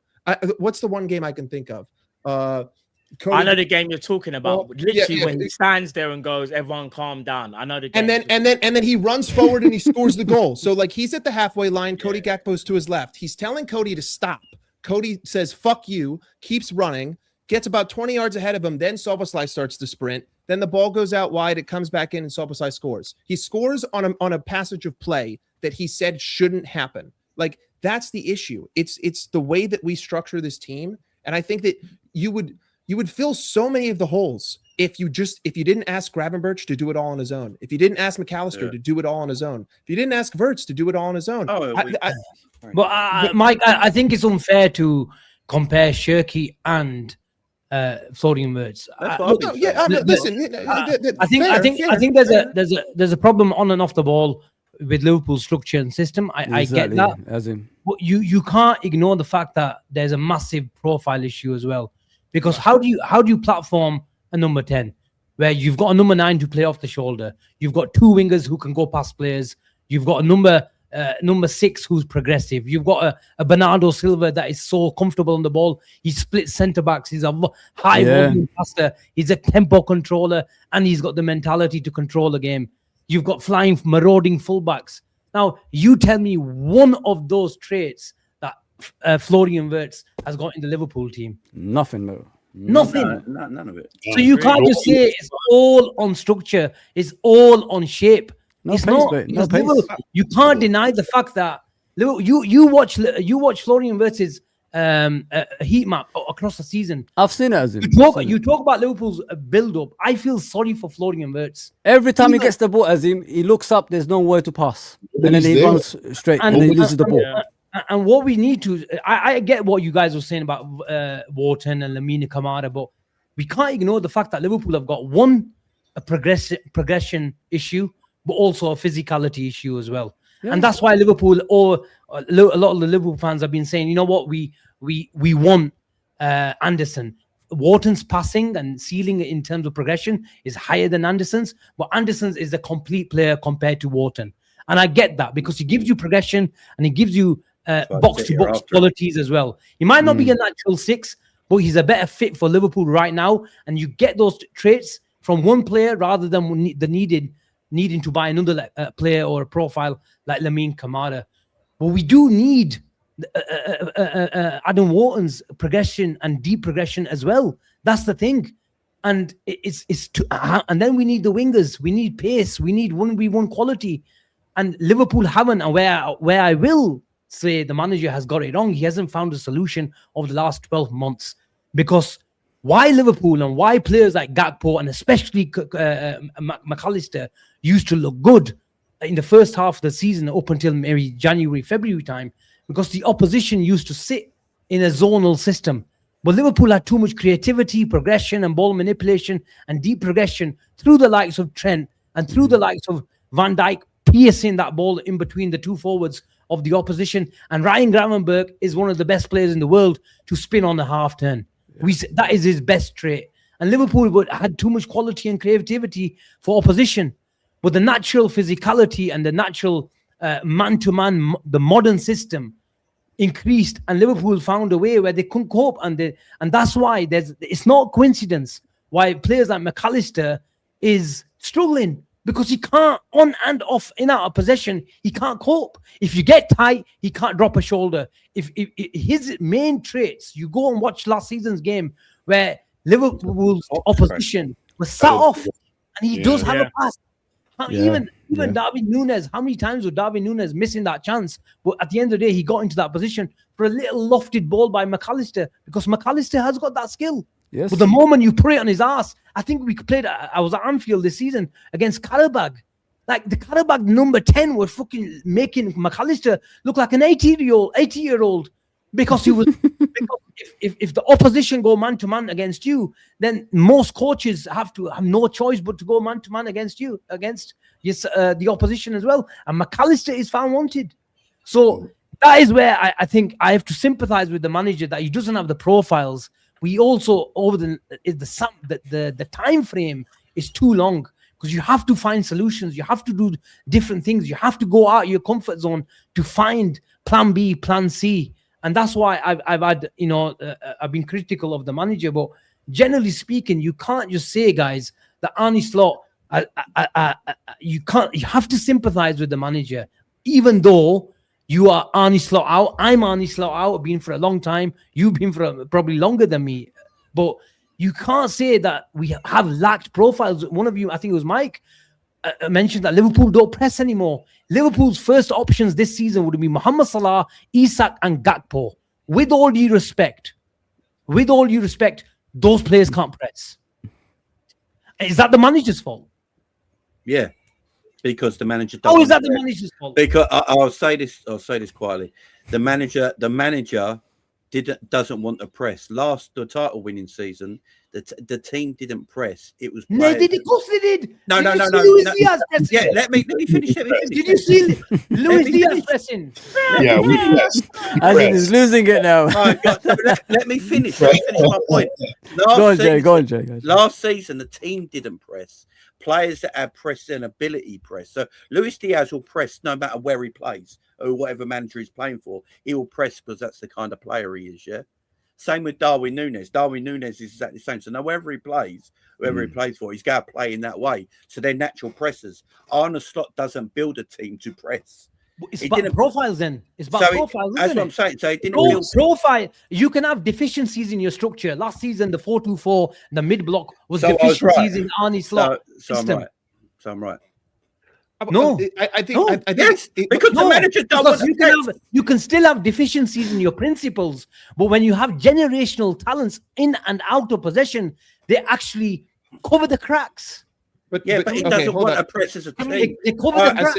Can we just address the elephants in the room? Can we just address the elephants in the room? Does anyone think that Arne Slot picked the players that we signed? Guys. When two people are having an argument, let them decide. I want to hear Asim's point. K-Mac, let Asim explain, please.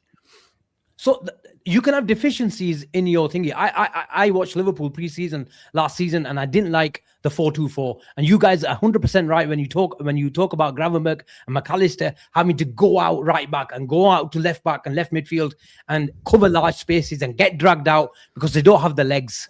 we had a cheat code, a trade-off in Salah, and it worked, and I was backing for it. But when you don't have that output, obviously, we didn't platform Salah rightly. Obviously, he's always going to miss someone like Trent behind him. But you can't say that Liverpool don't lack the profiles. And if Liverpool have the deficiencies in structure, when in the possession, when you can turn an attack in 3 seconds from Trent to Diaz or Trent to Salah within a blink of an eye, it changes the momentum of a game. You can be struggling. You can be struggling in a game for 10 minutes. How many times do we see offside? So you can't say it's just about Arne Slot didn't want to press. He did press. So you have to give him credit for that. If you've got someone like Luis Diaz, whether he's pressing as a headless chicken or not, at the end of the day, he's still providing intensity. Yeah, and I agree with that. That's why I think we're both agreeing on the same thing. Arne Slot as a coach doesn't like to do pressing. He said that before. He doesn't like to do pressing. It's not his game. Players that he hasn't said that, Jamie. Players that you said like Luis Diaz and Darwin Núñez and that naturally pressed, yeah. So they gotta do it anyway, even if the manager don't want them to do it, whatever. No, you can't say that. They're going to naturally do it. I can because I watch football. They did it, right? I mean, we watched the last 2 seasons. If my manager wanted my team to press, no matter who we got in our team, he will try and make them press and run. Right, Luis Enrique for PSG says the same thing. Yeah, no one can get in my team unless they can run. Right, 100%. Their Ballon d'Or winner was not really known before for his pressing game or anything like that. Yeah, now he runs like a machine. He presses like a machine because that's what Enrique wants his whole team to do. Their midfield three is a beautiful midfield three technically, yeah, but off the ball, they are like pit bulls, right? Who go after you because that's what his coach wants him to do. Arne Slot, we might not have pressers anymore like a Luis Diaz or a Darwin Núñez, but our coach doesn't want any of our players to press. He doesn't want them to try. He doesn't want anyone to do it. And that's bad coaching. And that's where I'm coming from. We had natural pressers before. Yeah. We haven't got them now. If our coach really wanted our team to press properly, he would have got he would have got in the training. He would have got them running more. He would have got them fitter more. He would have gone, right, you've got to be pressing machines. And no one presses. But Jamie, they're not pressing profiles though. Everyone in that PSG team. Oh my God! I'll give up. I hate that statement. I hate that statement. It's such a flawed. Like what is a pressing profile? What is? Hold on. Came back. Hold on. It's a mentality. Oh my God! A mentality. Are we gonna do this again? Are we gonna go back into this circle? And who is the dictator of mentality, Emeka? Who dictates mentality in a team? Please, who? 100%. Yes. I agree. Right. So it disseminates from the top. My point is this, because literally I'm so happy Asim said what he said, because that's literally what I've been saying on this channel. You can't press with the front three of Salah, Isak, and Gakpo. Those players are never going to have they don't have that profile to press. You're asking them to do something that physically is just. Emeka's right on this point. How do you know unless you try? Okay, These hold on. These three aren't pressers, though. They're not. Would you say can we- Isak? can we- There's the reason why Diaz If you played don't think false Isak nine. can press, then you've never watched We Isak. need There's a Just quick reason why question. Do you Diaz think played Isak? false Do you nine think and not Isak Gakpo pressed last at year? Newcastle? Do you think Isak's Isak a was pressing pressing machine. Newcastle? Isak can We need press, to. man. We need Isak to take a was step doing back. that. We need In to. Guys, there's Newcastle, about three they people played talking. counter-attack football. He's not a Yeah, pressing. yeah, yeah. We need to. Isak can press, man. What are we doing Hold on. here? Hold on. Any He was never any a presser. player. Even at Hold on, Newcastle, he hold was on. never pressing. Oh, I'll Any give player. I'll give Any He was never player. pressing. I'll give up. The Hussam. pressers were Murphy and I'm Gomes. watching. Hussam. I must be watching players. Hussam. I'm sorry. going on I'm in sorry, this but channel? like we have to put a tack in this. You know. These are professional fucking footballers. I can't These believe are I'm hearing, the man. fittest human beings alive. If I tell you to run and just occupy a space and make it harder for that person to do their job, if you breathe in carbon dioxide, you can if you breathe in oxygen and you exhale carbon dioxide, you can fucking do it. You can fucking do it. Like pressing does not have to be you run and you dispossess. The majority of pressing is to put players off, right? Yes, Like it's to make it exactly. harder for you to do I'm your gonna job. ask you a simple Right? question. Exactly. But I'm gonna pressing- ask you a question, Mike. Very simple question, please. Why last season Luis Diaz was the false nine, not the Gakpo? Tell me. Listen, I don't want to talk about Was last Diaz season. is the Did better Vitinha presser? press at what? The I answer don't- is simple. There is no big ass explanation because Diaz is not just a better footballer; he's also a better presser. And I don't like agreeing with Emeka, but he's Hussam. spot on. You can't have Salah, Isak, and Gakpo and tell me, "Oh, ask them to press." None of them are Dembele pressers. pressed. My God! Okay, but the thing is that when you Dembele say is a that, presser. Louis is a presser. Barcola is a presser. Kvaratskhelia is a presser. when you And say they've that, got a midfield that can keep the ball till tomorrow, by the way. So there is a Okay, difference between them okay. and us. Gravenberch would clean the boots at PSG. Allow it. pressing is not just going and dispossessing the person. It's not just winning a tackle. It's not just getting within 2 yards of you. It's about occupying space. It's about forcing you to work around where I'm positioned. Right now, the way that we press, it doesn't make any sense, even if we had the right pressers, because the midfield isn't even there to properly back up the Oh, hang pressers. on. I've We had don't- enough of this. We're I've still got someone doing in the the chat. I've got someone in the chat called Spike saying Vitinha don't press. I'm done with football fans. Yeah, I'm but done. hold on. I'm done with We football just fans. Real like ticket. I want to go Fucking back hell. to Asim's point, and I want to like stay grounded in hell. this conversation, right? Because Asim was talking about profiles, and I agree. We do have a lack of profiles, and I think that Arsenal have a lack of profiles. I think PSG have a lack of profiles. I think if you really hyper analyzed every team on the planet, there is no perfect 10 out of 10 pristine. This is a product that cannot be improved. Absolutely. But my issue is that every single time you try to implement something, all you're doing is you're taking a pawn and you're putting the same exact pawn, but it's just a different color. You're just spray painting it, even though it's the same exact piece. It's the same exact chess piece, and you're expecting a different result. Like when we look at the pressing, there were moments in this season where we did press well, where we were able to put teams under pressure, like Frankfurt. Now, obviously, within the circumstances of the game, it makes it easier to do those things. Who was the front three against Frankfurt? Well, to start the game or to finish, because the start of the game was dog shit, and the finish of the game was Vert started right wing, Gakpo started left wing, and I think Ekitike started up front. And we were guess dog what? shit in the first Two half. of them are And guess what? depressing. But here's the thing though.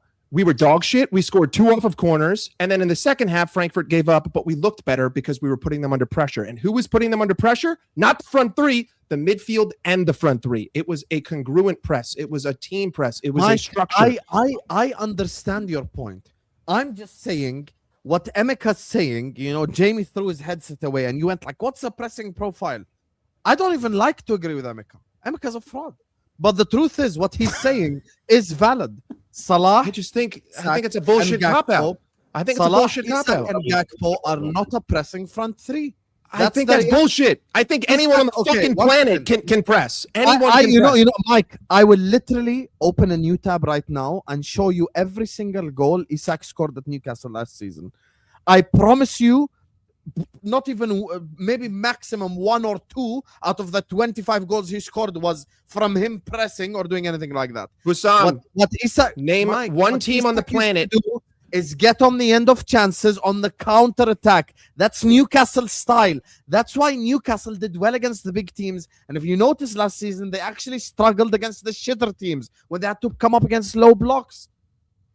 So we're Newcastle now. Is that what we are? We're Newcastle under You can't- Arne Slot. No, we're There are- not, because Look where they Newcastle are finished. counter-attack. We don't even Pressing counter-attack. Look isn't where they about finished. one fucking player. This is why we tried to sign Anthony Gordon. Is that the Mike, reason why we if tried to you sign want to Anthony press, Gordon? don't sign Isak. That's my fucking point. No, That's bullshit. That's no, bullshit. no. That's bullshit. That's just Look, bullshit. guys, There's two different seconds. pressing. You Two can press seconds. space and you can press a player. There's two different ways of pressing. Arne Slot wants us to occupy the space to make it hard to pass to another player. That's what Arne does. Because if you watch Arne, what he does is he always has more players in one area of the pitch than the other end of the pitch. That's how he plays. That's why our build likes up to so set bad. traps. That's Yes, why we yeah, always he get does. He whacked likes to on the set other traps. side because the opposition just keep 3 strikers up or 3 midfielders. That's the reason why. Arne Slot has signed a load of players that maybe some of them can't press. But guess what you fucking do?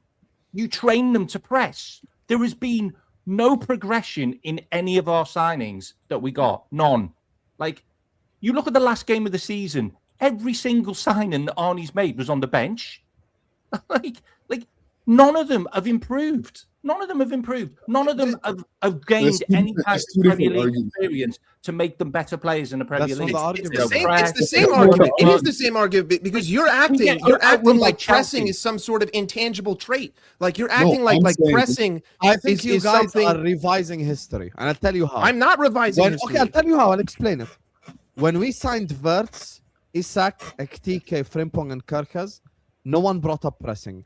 We were speaking about becoming a possession side to begin with, because these players, 500 million sets up a beautiful these mirage. players That's all I'm going to suit say. possession football, not pressing football. You don't do Okay. possession if you press. Even if, okay, first of all, in a possession-based system, you're not going to press for 80% of the game. So yes, you are Yes, correct, that's right? the point. Because you should be able to hold That's the why ball. I said Wirtz will look better under Pep for this exact reason. But again, the team can't possess the ball, right? The team can't because they play too slow. We play too slow. The other team sits in a mid block of 5, or they just pack the middle. We force ourselves out wide into 2v1s. We provide no direct support to the wingers. So the game is super slow. We just pass it around. We pass it around. What did Jurgen Klopp do? What is the caveat to high metal football, right? High energy football means high energy on both sides. But if you back yourself enough defensively, you're going to leave yourself openings offensively. The problem with Arne Slot is that we play so slow that we can't ever get these counterattacking situations. It's like the ball never goes to the other foot. It's always us going this way, if that kind of makes sense. So to me, we had the counterattack last season, though. Yes, not really. Of course we did. You watch first half of our last season, the amount of counterattacks we scored were crazy. We did. Go watch that Brighton game. Old Trafford away, you could say. Like, yeah. We did. But We had the Here's counterattack. the thing. Because we had the verticality last season. Yeah. We don't have the verticality this season. But to Mike's point, though, just quickly, yeah. Sure, what Mike is saying is this is where I agree with him. I understand not every single player in the world can press at the highest level, right? Yeah. But I think someone else said it, like everyone can press to a degree. I'll give an example, right? All right. He was one of the best pressers, but he wasn't the most athletic, but it's more about IQ. And that's Firmino, right? Firmino was an amazing presser, and it's about your IQ. And I think and correct me if I'm wrong, Matt, what you're trying to say is this year, everyone can press to a degree. But this is where the coaching comes in when you need to press at a different level. It's about you're using your IQ. Like Salah, Soboslai, they're quick runners. They can press, but they're not the most intelligent. Mane was more intelligent. Firmino was more intelligent. Lallana was more intelligent. So everyone can press to a degree, but 100%. There's levels to your pressing. And this is where we feel as fans, we go, we understand we haven't got the best pressers in our team. We understand that. But I'm sure with your coaching, you can help some of them. Yeah. Cody Gakpo's played under Jurgen Klopp. He can press. It's about intelligence, though. And one thing I feel like the coach is not doing, he's not coaching these players at a level where they can improve their pressing. Listen, we understand Isak can't press like Firmino. We get it. We understand that. They're not the same player. But what we are saying is, do you think when Isak isn't playing and he's injured, you could maybe help him where you can help with his intelligence? Exactly, mate. Is that too hard to ask? It's like Lallana. Matt, Lallana was known for his The young flair. players, Lallana was known for his flair. Yeah, Let Lallana me was known ask for Matt his flair. just one question. If we want And to then he was become a pressing machine. team, if we want to become a pressing team, why are we signing Adam Morton? No, but no one said you. Oh my God, what is this concept of like? Why do you No, think? I'm saying we're not pressing. Guys, No one's saying that we're Alright, just going to press let me- all game I every need you game. guys to understand my point. Let me I ask you a listened to question. Emeka. Listen to Listen, me. You asked a funny I question. listened to Emeka and I didn't go mad. Yeah, I understood his perspective. Yeah. If I sign Isak, Verts in the 10, I have Salah on the right and Gakpo on the left. By definition, that is not a pressing team. I understand what you guys are saying. Teach them to press and ask them to press in moments and press passing lanes and press areas. We understand that.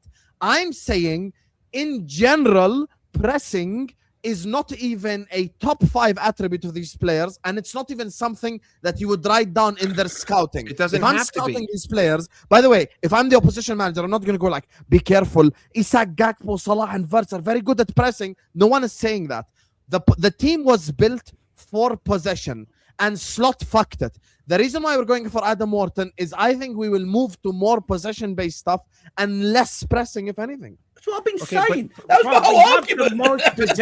Pressing You isn't. do realize we have to. Correct me if I'm wrong, guys, because you guys. Matt, might we will understand. press less next season. No, but what I'm saying is we actually have the most possession in the league. You do realize that. Yeah, we're Yes, worse. Goes nowhere though. So basically, Yeah, because I don't quite Empty understand what you're trying to say. possession. So we have the most possession, but you're now saying Slot wants even more possession. Even though we're the most, Yes, we have the most and less possession in the league. pressing. Matt, Because we- that's why we're signing Adam Morton. Explain the Yeah, Morton we signing. need- No, but Matt, can what- I explain what- Morton? what- Can I explain what- Morton? Explain Can the I Morton explain? signing. Can I Explain it. explain Morton? On I'm going to average. Yeah, explain explain Morton. Morton. Morton No, but this is presses what quite I well, to be believe. fair. This is what I believe. What the coach wants to do. There's two different things. I believe if we are going after Adam Morton, it is mainly to help with ball progression from the first phase because we I agree. don't have Trent Alexander-Arnold.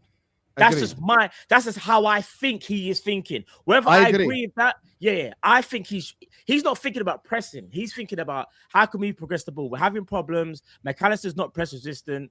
Gravenberch is, but we realized that he's not a great passer. And what moves faster than a player? The ball. You go and get Adam Morton. Adam Morton drops deep, collects the ball, and obviously he can progress the ball. You're right, Hassan. He's not thinking about Matt, pressing. everything you just said, I agree Yeah. with. It Yeah, doesn't yeah. improve our press, not one bit. I agree. No, I agree with you. No, Walton does. Walton does. but But players- No, he doesn't. Walton Morton players- doesn't Did you press watch at the Palace. European They final? play low block. If you watch the European final, Walton was pressing like a madman in that game. He was getting ripped Jamie, apart. that was at against times. Rayo Can you- Vallecano. He never got ripped Hussam- apart once. He was man Hussam- of the Rayo match. Vallecano Hussam- are Burnley level, bro. He was They're man of the Burnley match level. based on what he did on Hey, the ball. chill, Burnley hey, level. chill, Name chill. Hussam, name I one can't player. believe we're talking about Am Morton. I really can't. Name I've one just got to get player. in my eyes. Man, I'm you know, Anything one. off the ball. Name- Name a Yeah. single human being who has ever been Can't teach signed players how to press as a anymore. presser. Okay. Name a single Christ. human being Okay. who has ever been signed as Okay, a Mike, presser. I can answer That that, is no no. problem. That is the Biggest full. question- That is the full dimension of the signing. He is Who's just Adam a Morton presser. passing to, I by can the way? answer that. You're Matt- going Who's this to the incredible extreme of passer the actually example. passing What to? You Matt are going just- to the extreme. Okay, one you second. are going What to the Matt extreme. just explained, what Matt just explained, literally proves me and Emeka's point. But Because if pressing- you're going to sign Adam Morton for ball progression and keeping possession, that is the literal opposite of pressing play. Number one. Number two, the reason why you're going to the extreme, Mike, is no one signs a player just for their pressing. But Anthony Gordon just went to Barcelona.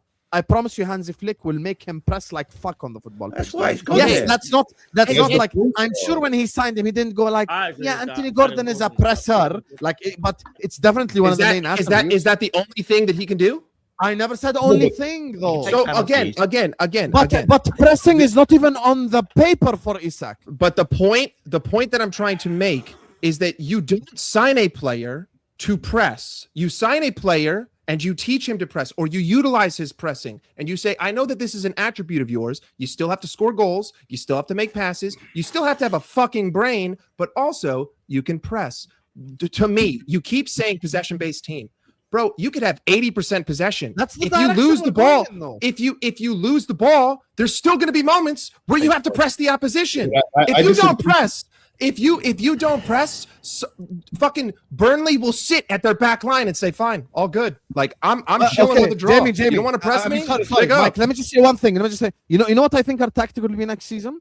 Keep possession and then allow the wingers, give the ball to the wingers in a position where they're one-on-one with the right back and basically depend on them to get past the fullback and create something. That's but we don't need to do that now. So start this argument. Yeah, I said our manager doesn't want to be a pressing team. To end this argument, we have confirmed that our manager don't want to be a pressing team. Yeah, for next season, but the title-winning season we did press. Yes, because we had two people that pressed. It wasn't him asking them to do it. It wasn't him asking them to do it. They just did it. That's what I'm trying to say.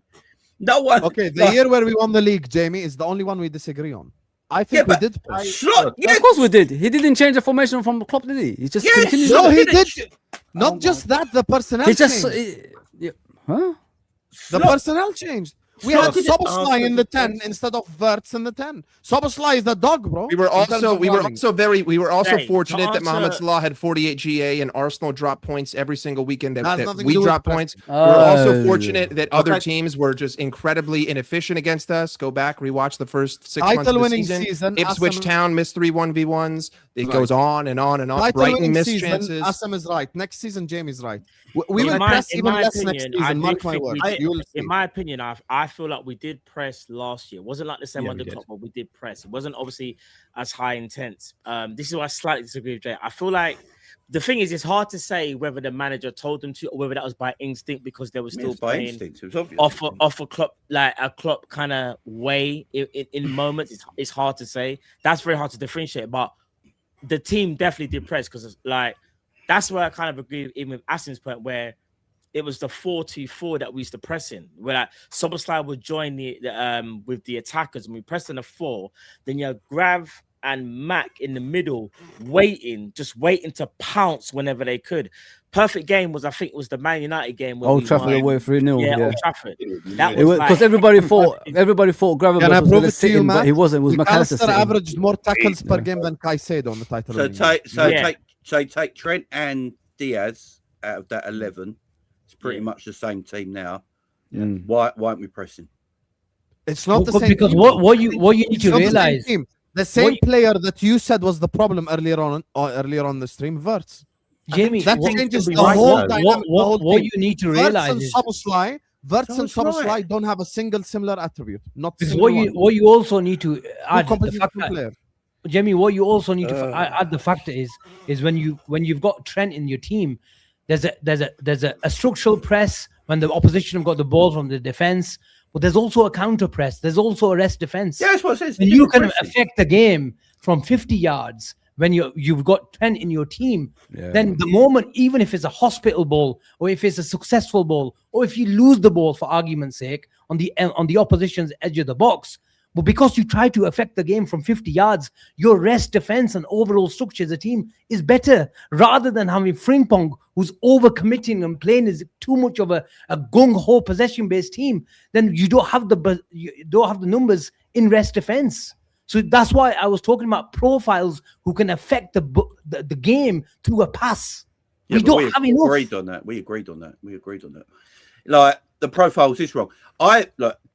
Sam and Matt will definitely know I've been talking about this for a long time. I've been wanting Anthony Gordon at Liverpool for a long time, right? You have. And the reason I've been wanting Anthony Gordon at Liverpool for a long time is because his pressing and work rate on that left-hand side is absolutely ridiculous, yeah? But we look too much. I think we look at GA for wingers a lot, but I think we need to start looking at wingers about what they do off the ball as well. I think that's just as important in today's football than it is getting goals and assists for these wide players. That's why Hansi Flick personally decided to go for Anthony Gordon instead of Rashford, because the work rate he's going to give him on that left-hand side of the pitch will be phenomenal. You know, the way he's going to get forward, his work rate, his pressing, it's at a high level. I think Anthony Gordon and his Liverpool team this season, I think we look better than we do right now with Anthony Gordon. I agree. You can say the same for Diaz, though. Yeah, this is what I'm saying. I agree. But that's a pressing profile. But I do think, and I've said this for ages now, players can press, maybe not to a high degree, right? Not to like maybe a world level degree, but players can run more and press more, and you can press in different ways, like Asim just said as well. You can press in way you lay traps as well. You can just do final third pressing. You can press from 50 yards back and things like that. Liverpool play a high line with no pressing, and we play that every week. That's because the coach has not changed it. Why is our coach deciding to play high line with no pressing? You can't play football with a high line and no pressing. You get annihilated by anyone. You could play a League One team, play high line against them, no pressing, and they will find room to get through your midfield. Don't matter who you play against. And that's the manager. The manager has never decided not to do that. The only 3 times he's decided not to play that way was a few times in Europe when we got good results. Then he came out after the game and said, that's not the way I want to play. If everyone goes to the first game of the season, sorry, I'll stop in a minute, right? If we go back to the first game of the season against Bournemouth, Jamie Carragher, in front of the sky, in front of the world, ripped Arne Slot's tactics in that game, said, you can't play like this. You can't play like this. Arne Slot came out and said, I want to play attacking, exciting football. And he went, Bournemouth have got 8, and he pinpointed it. He went, Bournemouth have got 8 players in their half. We should have 8 and 9 players in their half. And Carragher was pulling his hair out. He couldn't believe it, what he was hearing. Where's the pressing in it? Coaches are fraud. That's clear. I think 2 things can be right here. Like we did press last season, and we have tried to press this season. And all you need to do is just look at all the YouTube stuff that's out there. Like, I think it's Josh Williams and JLA did a breakdown of our pressing. I think Jamie Carragher's done a breakdown of our pressing. We are terrible at it. Like, our players are not coached well enough to do it. There's been moments where Ekitike's pressing the wrong guy, or he's on the wrong angle, and he's leaving spaces open. Or you've got Dominic Szoboszlai going to press a player while someone else is also pressing the same player, and then there's a big gap in midfield. Like, and we've all seen it. Like, we've all seen these gaps, and we've all seen. K-Mac, I don't even really like one pass is all it takes. Like exactly. I don't even really like doing this. We're not coached because it gets messy. But this was our title winning side. Yeah. Sorry. Here we go. This was our title winning side. You know, we're saying what changed? This is the title winning side. Instead of Diaz, we had certain games. RIP Diogo Jota play. This guy didn't press regardless this year or last year, right? Asim pointed this out. I have a cheat code in terms of passing here. Diagonals, everything. This guy and Jota RIP. He fucking one pressed. second. Let me explain, please. This guy and Jota RIP press like a machine. Gakpo down the left-hand side last season was pressing. Cheat code in terms of passing. Szoboszlai last season, the reason why he got under criticism anyway is because on paper, he was the 10. He was supposed to be here, but he was never here. On paper, he was here. This is where he was on paper, in this area right here. Because he did all the tracking back for this guy. What we gave Slot praise for was, I didn't ask Salah to press and track back. I asked Szoboszlai to press and track back. So Szoboszlai was almost in this area. Gravenberg was an actual DM. McAllister was in this area. And Robertson, let's not revise history. Robertson in the league winning season was dog shit going forward. But he never went forward though. Defensively, he was solid and he pressed really well. But he was defensively aware. Guys, let me land, please. I promise when I land, I'm going to let you all rebound. This was us. Now, remove the cheat code in terms of passing. Include Jeremy Frimpong. Remove this guy from this area and include Florian Wirtz. By the way, both of these guys are not similar at all. Luis Diaz we sold and we bought Alexander Isak. Robertson shoved to the bench and I have Milos Kerkez. This team now with Szoboszlai, basically you're going to have to rotate with this guy. Completely different because in essence, I'm playing a 10/pressing right central midfielder as the DM. I don't have the cheat code in terms of passing over here. Kerkez is a good presser, to be fair. But now I've got a almost completely different number 10 and 9 compared to the title-winning season. I have a number 9 who is a pure goal scorer, who scored goals on the counter-attack, who's very good in the penalty box. And I've got a 10 who's a creative machine compared to last season. That's why the pressing doesn't work this year. So yes, I can coach them to press. Yes, I can ask them, hey guys, let's press the passing lanes, but it will never be the same as this. It will never be the same as this with Trenton here as the cheat code. It'll never be the same with McAllister and Granberg being the double pivot. It was destined to fail from the beginning. If I looked at it from a pressing perspective, 100%. It was destined to fail. 100%. Because Hussam, the principles stayed the same, but the profiles changed. Profiles changed, yeah. I don't. I Can I think a read something out? good example of what he's saying is if you look at PSG, if you look at PSG, Enrique came in and said, so the coach that we're saying coaches this perfect press, he had a player that wasn't a pressing profile. He said, yo, Mbappe, you're not pressing. My team's not working the way I need it to because you're not doing what I need you to do in this team. So he got him out of there, and now PSG is the best team in the world. So you can't, the two things go together. You can't just coach a press. You have to have players that actually can and want to press. Yeah. Two things go together. You can't coach. Nobody. Of course, you can coach it. We're not saying that it's all down to player profile. Azim. You know what? Let me just add on to you, Azim. You know what the misunderstanding? They think like you know, when you're pressing, you got to put a lot of energy to it. You don't have to put a lot of energy to pressing. No, you got to position yourself in a place where you can put pressure on the team. That's what you have to do in pressing. It's nothing to do. It's not like getting a lot of energy. Sorry, Azim, go ahead. Sorry, brother. You can't do that by yourself.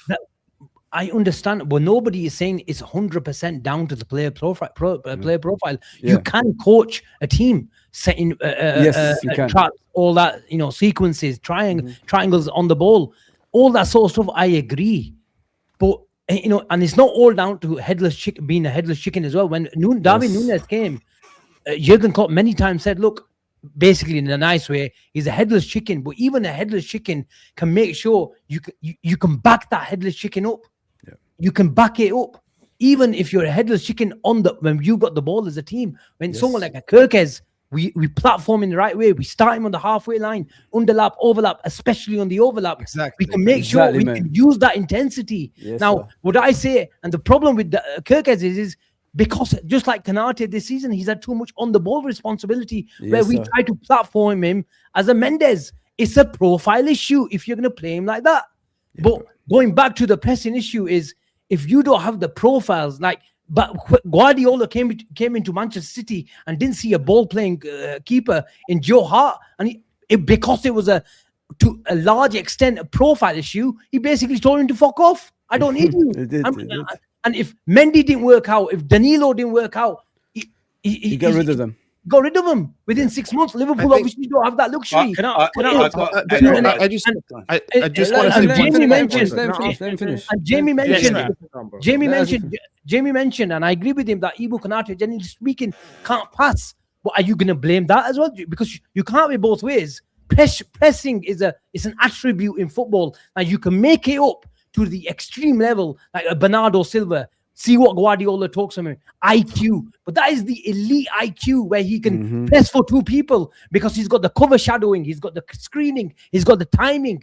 But not everybody is a Bernardo Silva. Exactly. That is the problem. Okay, but I've got a couple of things to read quickly, Mike. Is that all right? Yeah, Jamie, go on. Right, so during the 24-25 campaign, Florian Wirtz established himself as an elite pressing midfielder. His standout pressing metrics during the final season of Leverkusen was subsequent. I can't read that word. European campaign included, right? Hang on. High turnovers. He averaged 1.25 high turnovers per 90 minutes, ranking the highest among all Bundesliga players. Possession regains. Over the past two domestic seasons, he won 71 possessions in the opposition final third, putting him at least 15 clear of any other player. Champions League phases. During the Leverkusen's European run, he recorded 279 total pressures, at least 246 more than any other teammate. Do you know where I got this from? Liverpool website. Here's another one. During the 2024-25 season, Alexander Isak registered an average 0.6 possession wins in the final third per 90 minutes. This ranked him among the most active centre forwards in the Premier League for out of possession pressing and defensive actions, winning the ball back more frequently than many of his elite peers. Out of possession pressing and stats, Isak's defensive and pressing contributions were a standout feature of his tactical profile. Final third possession wins 0.6 per 90 minutes, ranked among the top 4 centre forwards in the Premier League, alongside Evan Nielsen, Nicholas Jackson, and Mateta. Total possession wins in the final third, 18 across the league competition. I got off that with the Premier League website. I just say one thing on top of that. Just one thing on top of that. So these players can press. On top of that. But wait, I'm not talking about you, actually. I don't have any problem with my number 10. No, actually, I'm not talking about you on that. I'm just saying that in general. Florian Wirtz, even this season. No, we got told in the chat just now that Wirtz can't press. So I'll just let that's got one of the highest in the Liverpool team in terms of high turnovers. High turnovers means you're a good oppressor.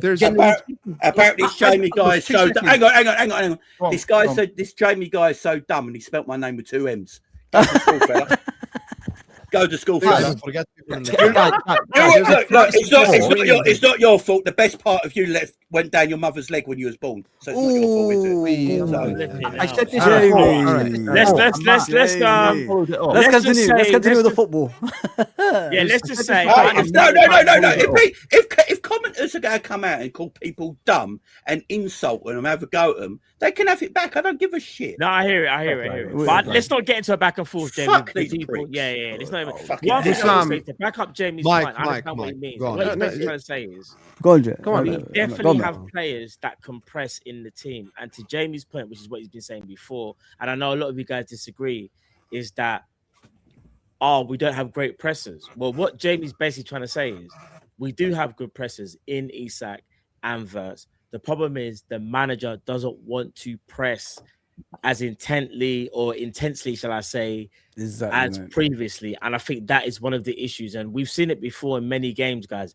I'm sure we've all sat there. We've all watched the games. Forget numbers and metrics. We've all watched the game, whether in the stadium or on the TV, and you've gone, why aren't we pressing? Why are we sitting off? Why are we just allowing the opponent to dictate the game? We've all sat there and thought that in our minds. And all Jamie's done is brought some stats to when it. We're winning as well. And that's where I understand where it's coming from. And I agree. But I agree. It isn't just like when you guys are talking about profiles, what pisses me off the most is that if we go back to November, I remember other teams coming at Liverpool fans and saying, look at you absolute fucking idiots, putting up ground covered for Florian Wirtz. You guys are posting he covered 11 kilometers every game. Oh, Wirtz can press. And then 6 months later, everyone just throws that out of their fucking brain. Like, my issue is that if you look at the way that we press, listen, Ekitike would go off script. Curtis Jones would go off script. Players would go off script, right? But the problem is that there would be 60 yards of space in between the forward pressing and the rest of the midfield. Basically, our midfield 3 loved to just hang at the center circle. No matter where the ball was, we loved to just sort of hang out in the middle of the park, and the front 3 would go press like headless chickens, and all it would take is one pass, right? One pass to an open defender. Long ball is now open. That was basically what Brentford did to us. When we lost 3-2, it was we pressed with 3 with no midfield support. The what's it called? Free man got it, sent it long 79 times in the game. We got battered, right? I mean, I know that we ended up losing that game 3-2, but regardless, I don't think we can talk about profiles and we could talk about teams, and certain profiles can make a press way better. But a press is a 6-man job. It's not a 3-man job. It's the midfield incongruency with the forward line. It's a unit, right? You are smart with where you take up. You're trying to force players into a channel. Like most of the time, the press is just, I want you to go this way. So go this way because I know that this way is covered. Yes. And then, to be honest with you, if you look back at Jurgen Klopp, like our pressing made it tough to build up against us. But if you look at all of our vintage goals, they're all counter presses. It's like we lose possession and then they get it, and then we really quickly press the guy who just won it off of me. Just like the old teams of Barcelona, even in Man City. Exactly. Yes, but that's all backed up by structure. I do agree to a certain extent that there are deficiencies in the profiles of these players, but I think that you could make up for a lot of those deficiencies with proper structure. Like we're not again, if you look at the margins that landed us at 60 points, we set a record amount of points lost 90 minutes and past, right? Between all of the draws and all of the losses that we had. So the margins on 60 points are very fine for this team. you can't sit here and convince me that another coach who can just get a better tune out of these profiles, out of these players to work as a unit, because I don't see this as a unit. When I look at this team, I just see 11 individuals. I don't see a team. No, if anything, maybe I see 3 guys working as a team for a spell of play. I might see 4 working as a team. But I do agree we can improve. But at the same time, all it would take is that one simple fix. Get one guy who gets the front 6 to act as a front 6. We will be 15 points better by default, because we would not have lost these games. We would not have drawn these games against Fulham, against Leeds. We would not have lost these games against Brentford, against Crystal Palace, against Manchester United, because the structure would have been better. And you would not have been able for the first 6 months of the season to average 70 long balls against us, because we would not have given you the space to do that. We would not have allowed it. We would have forced you into other channels. If you had all the time in the world, let's just force you wide. It's way harder to play a long ball from the touchline than it is from right outside your own box. You have way more space. You have way more angles. If you're on the touchline, there's only one way I can go, and that's either to the left or to the right. But again, like I somewhat agree, but I just think that simple solution would change our minds on a lot of these players, because I think that you would get a much better tune out of them as a unit, not as individuals. To your point, Mike, one thing I will say is this, and we've all seen it again. How many times have you seen Dominic Szoboszlai start the press and he looks around and no one's following him? No one I've literally seen Szoboszlai run to the striker, no one moves, so he runs to the left forward. That their right back, no one moves. Szoboszlai does a one-man press by himself. No one else even remotely moves. And all it takes is for him to go out of position. Everyone else reacts late. And before you know it, 3 passes and they're literally in on goal. It happens so many times. And that's coaching. Can I just go on that, Matt? And that's to your point, Mike. It's about desire. We understand we haven't got the best pressers in the world. No one's not saying that. But some of them are actually better than what people realize. And not only that, they are, man. They are, bro. Instructions, and it is structure. Yeah, I agree. They're a lot better than people. I can't fault the players, man. I'm not buying into this whole thing of like, they can't press. I'm not buying into that. They can press. That's what we bought them for originally anyway. So they like I said, and I agree with Mike, they can press to a degree, but some of them just can't be asked anymore. And I don't know why that is. I don't know whether they're sick and tired of hearing this manager and thinking his tactics aren't going to work or what. But there's too many times I've seen Dominic Szoboszlai lead a press and no one follows him, maybe other than Florian Wirtz. And they both look around and they go, that's true. Where is everyone? And no one's moving. And you're like, oh my God, bro. Like, bro, I've seen it too many times. Just one thing on that. Just one thing on that. And we're talking about the effort, and we're talking about Liverpool like having some kind of structure. Like, I just want to bring up one thing. Like this has been really bad all season, and you've seen Curtis Jones doing it as well, putting his hands in the air, going, "Where's everyone gone?" Like, I'm on my own. It is coaching. It's 100% coaching. Yeah, that's coaching. And I'll bring an example into this right now. Tottenham have been an absolute shambles all season, all over the park. No structure, being able to play through them easy, conceding goals left, right, and centre. They bring De Zerbi in, and in their first 2 games, they're like pressing machines. Like, they are hounding the opposition down everywhere. That's 2 games. Like, are you trying to tell me you can't get players to do that? You can't get players to buy into winning the ball back quicker. Like, if you tell your players to win the ball back quicker, he did that. He did that by playing. They should do it. He did that by integrating the pressing profiles into the team. He couldn't have done it, but without doing the changes.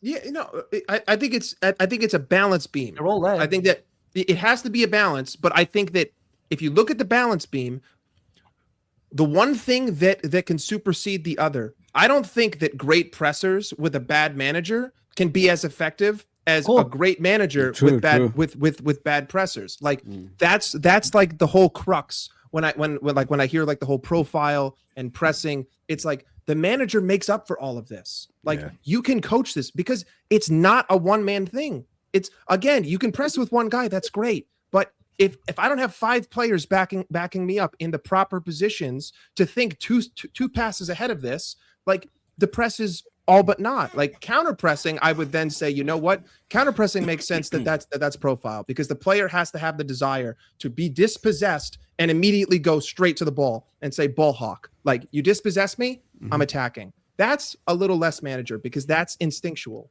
But like just pressing a team that's trying to build up from the back, like that's, I mean, in my eyes, that's like 80% coach. That's 80% where you're being told to occupy, like where you're being told to position yourself, and how you're all moving as a congruent unit.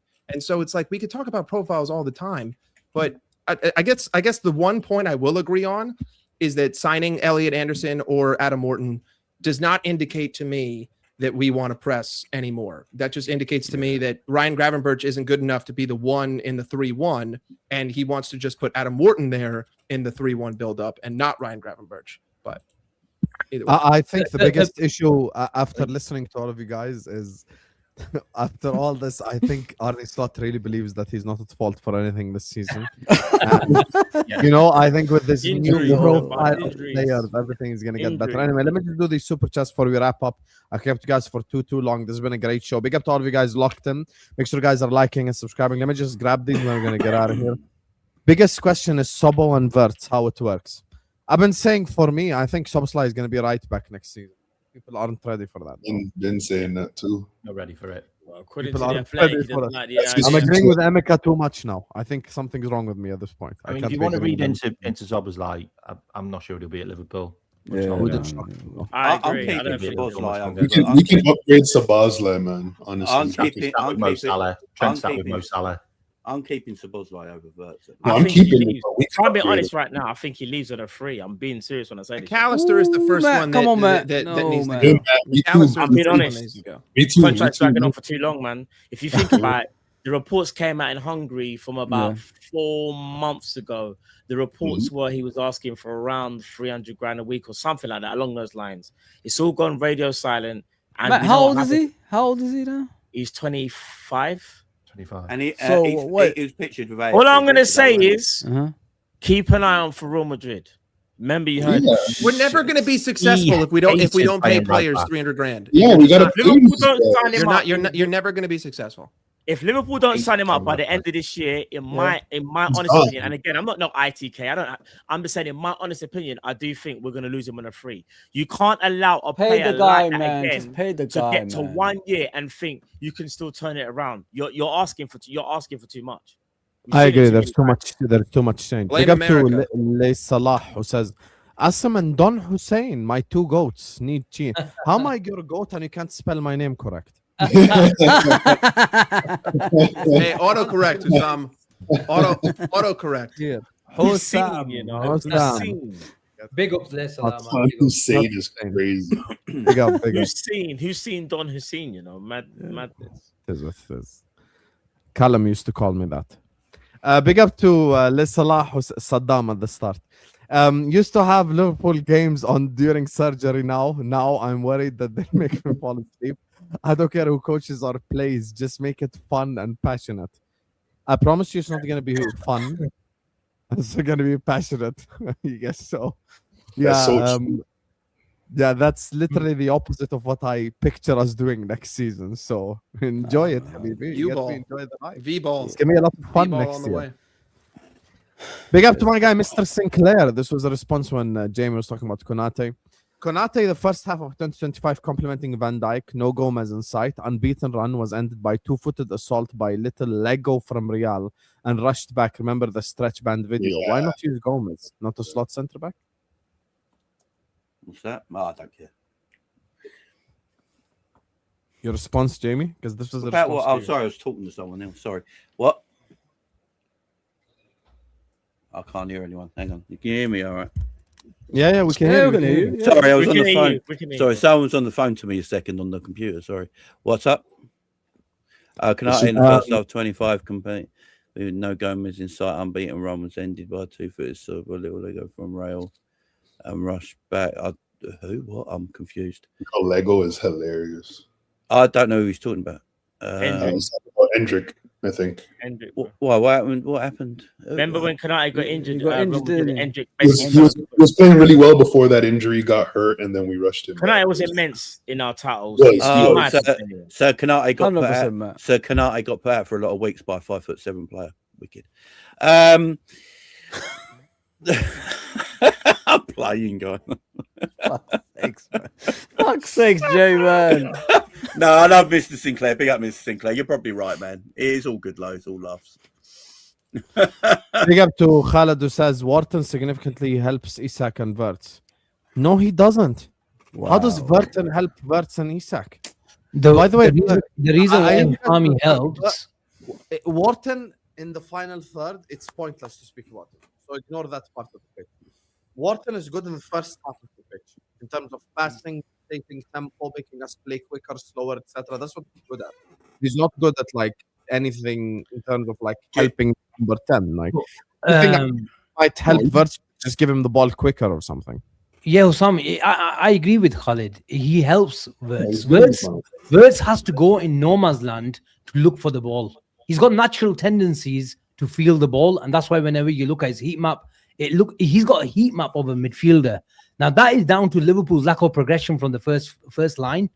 They don't have a trend. They've got Kirkes who's not good enough the ball, Konate, and Frimpong and Bradley. So that's why he used to go searching for it. Sometimes Liverpool have got 6-7 players in build-up, and we still can't pass it through. We end up going long, and then we have to rely on Salah, beating two defenders up and holding the ball and then connecting. But the downside to that is we don't have the legs and pace to get close to anyone to construct an attack.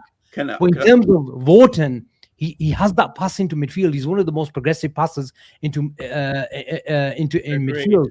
So Wirtz is going to receive the ball. Wirtz is going to the assist. Let me just finish, lads. Wirtz is going to receive the ball where he can hurt the opposition more rather than going to no man's land and getting the ball. But also, how many times has Isak, when you watched him against when playing for Newcastle, is that first time ball?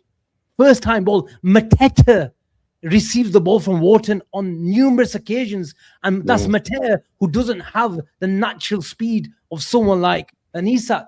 So if your number 9 knows he's not going to get the ball, then what's the point making the run? So we can't play on the shoulder. If the ball is not going to come, the opposition have to get a 5 that can get 5 yards further up the pitch.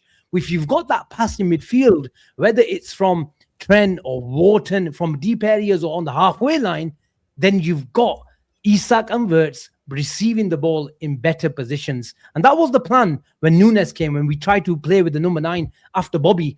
I was at that Charity Shield when we played against at Leicester Stadium against Man City, where we saw the first signs of Trent coming to midfield. It was all about getting that dynamic closer, Trent closer to Darwin, because Darwin can run off the shoulder as well. Obviously, we had different problems with Darwin, we all know about, but having a better passer, having a player who can play and get us up the pitch within a blink of an eye will help our striker, help our number 10. That's the theme anyway. Can McAllister I agree with that. Can McAllister do that job? No, what McAllister is he's a short space player where he's not press resistant. He can't drop a shoulder.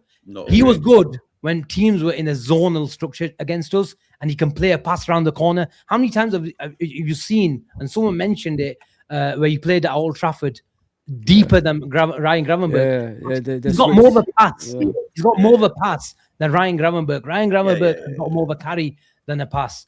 But the thing is, McAllister doesn't have the range of someone like Adam Wharton. No, I agree with that. I agree with what you said about Adam. My worry about Adam Wharton is that are Liverpool going to be able to get him on the ball in space well enough? Spot on, Jay. Under the way. Great question. Hussam, that's my worry. That's my worry. Will we actually give him the ball where he can do everything Asim just described as the bigger problem? There's just one small disagreement. The passing option next to him is Gravenberch. Okay, so Gravenberch comes close to him. Then what happens when Gravenberch gets the ball? Have you seen the work Kamada puts through? I think it's Kamada. Is that his name? Who plays next to Kamada? Yeah. He's a workhorse in that midfield, by the way. He wins a lot of the first balls, and what happens is Wharton then picks up the second balls in space and he's able to do his thing. What midfielder do we have right now will benefit Wharton doing that in the Liverpool team? Maybe People won't like this, but the only real answer to your question is actually Soboslai. Yeah, so Only you one. have to play them together, won't you? Because Gravenberg can do that and Mac can do that either. Or you go and buy two. Martin's You go leaving and on buy a two. free. You go and buy You have to two. buy two. I have to make a tiny, just like a 20-second rebuttal because I know that we're way over time. But to Asim's point, I do agree with him in the sense of the way that we play now. Adam Wharton would help, but I think in the long term, the proper profile is actually McAllister because I don't think that we need a passer to connect the 30-yard passes. The problem is that the midfielder is always required to make a 30-yard pass. The reason why McAllister looked better last season was because in the first half, he had direct support. Like if you look at the way that our team was structured, the midfield was tighter. The front line was tighter to the midfield. So that benefits McAllister. If you bring in Wharton, all you're doing is basically doubling down on this idea that I need my deep lying midfielder to make consistent 40-yard passes. I don't think that that's the proper solution. I think the proper Mike, let me ask solution you a question. is Who's the tightening destroyer the you field. like in the world right now?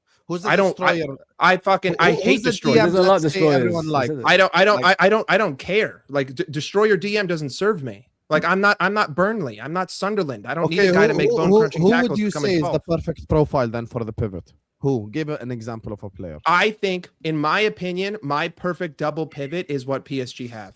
Two very athletic, high stamina, highly technical players. That's what Vitinha, Neves, Fabian Ruiz, and Zaire Emery. All insanely athletic, insanely technical, and they bypass the other team through their technical ability, not their physicality. Even though I don't think a player like that is available, though. That's the problem. No, I don't think that they are, but I think that the only point I'm making is that getting Adam Wharton is telling me that you're not changing your system. You're just putting in a different piece. Yes. You're putting in a different piece who can make those passes. I don't think that that's the solution. That's all. Konate That's all babysat Trent quad chase. This season at his end, Jerome, Jones, Dom, Gomez, Bradley. Where is the workplace harmony? It's toxic. Ball to Isak United, can't pass.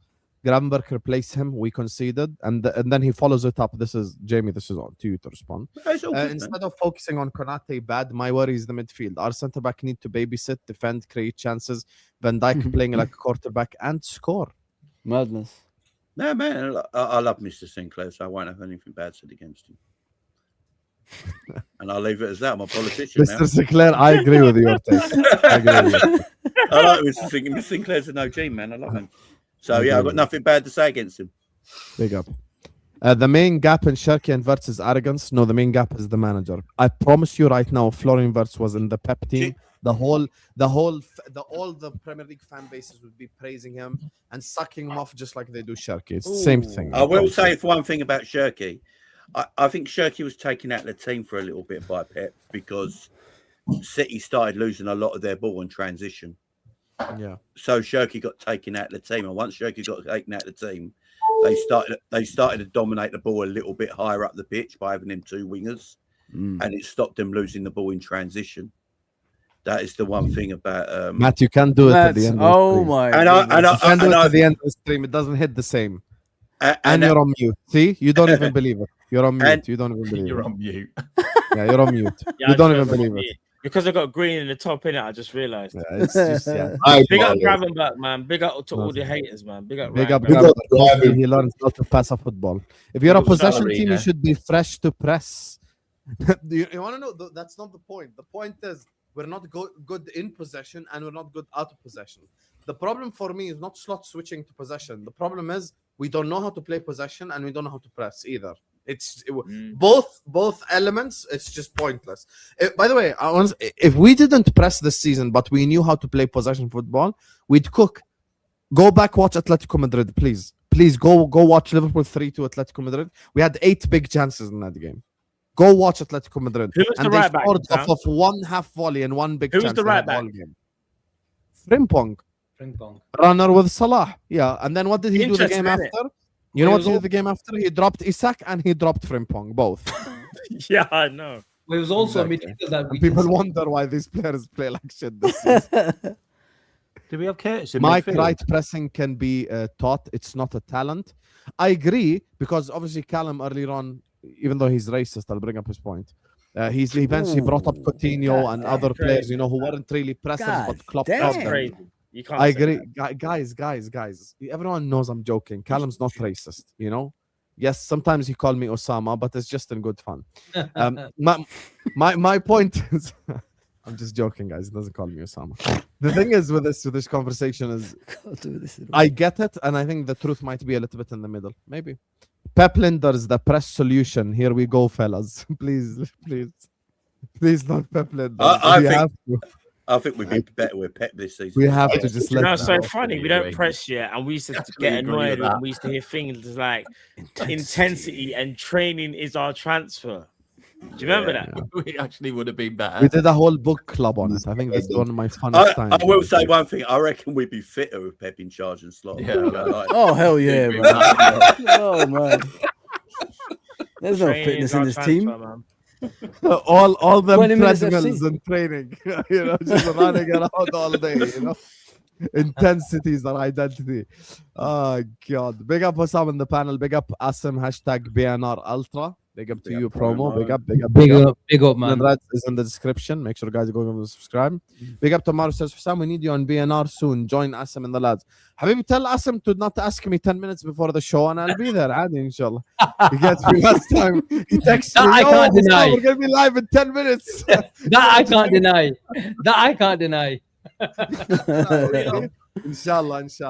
We've got this long ass summer. I'll be there, inshallah, on the channel. Big up to you guys. Born and Reds is in the description. All the links are in the description. Liverpool Chats TV is where you can find Jamie. Emeka, you can find exclusively here. You get me because I'm his favorite channel on YouTube. He said it off air.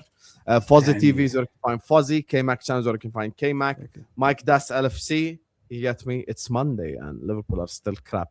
You should copyright that. You stole my bars. You stole my for bars. one time, but I give you credit in the title. It says my. Listen, hey, you know you're right. You're right. I'm crediting you by definition. You did. Isn't it? It's Monday and we still suck. There's about 14 straight days of them. There's about 14 straight days. I did it for Monday. 14 We straight still days. suck. It's Tuesday. We still. You know the funniest one. We lost to Crystal Palace 3-0. We lost to Palace 3-0. And you know what he titled the stream the day after? The kids suck too. Michael's on a madness. I need a and Born and Red as well is in the description. I appreciate you all. I love you all. Thank you guys so much for joining. I'm not in the description, Assam. Is that what we're doing? But I'm not in the description. Habibi, you joined a bit late, يعني. Yeah, but that's خلاص يا أخي Kopish. No, it's cool. Everyone know Kopish, man. No, it's cool, man. It's cool. Yeah, I'm gonna put. Hang on, Matt. You got your own channel as well, right, Matt? You got your own channel, right? Yeah, I got my own channel. Thanks, Fozzy, making me do more work. Hassan. Thank you, Fozzy. Making me do more work at 4 a.m. local time. Big up to all of you, man. It was a pleasure sharing this stream with you today. It was nice to see you again, bro. Big up, man. It's been guys, I'll be honest with you. I couldn't timestamp anything because it's just a great stream from start to finish. Like, I literally couldn't put a timestamp. Like the start, I put Konate, and then after that, the conversation. Have you seen that picture today of Sabozlai with Don, who's with Don Robbie on AFTV? Don Robbie. Yeah. What is he going to do? Say no? Sobosai's not going to say no to a picture.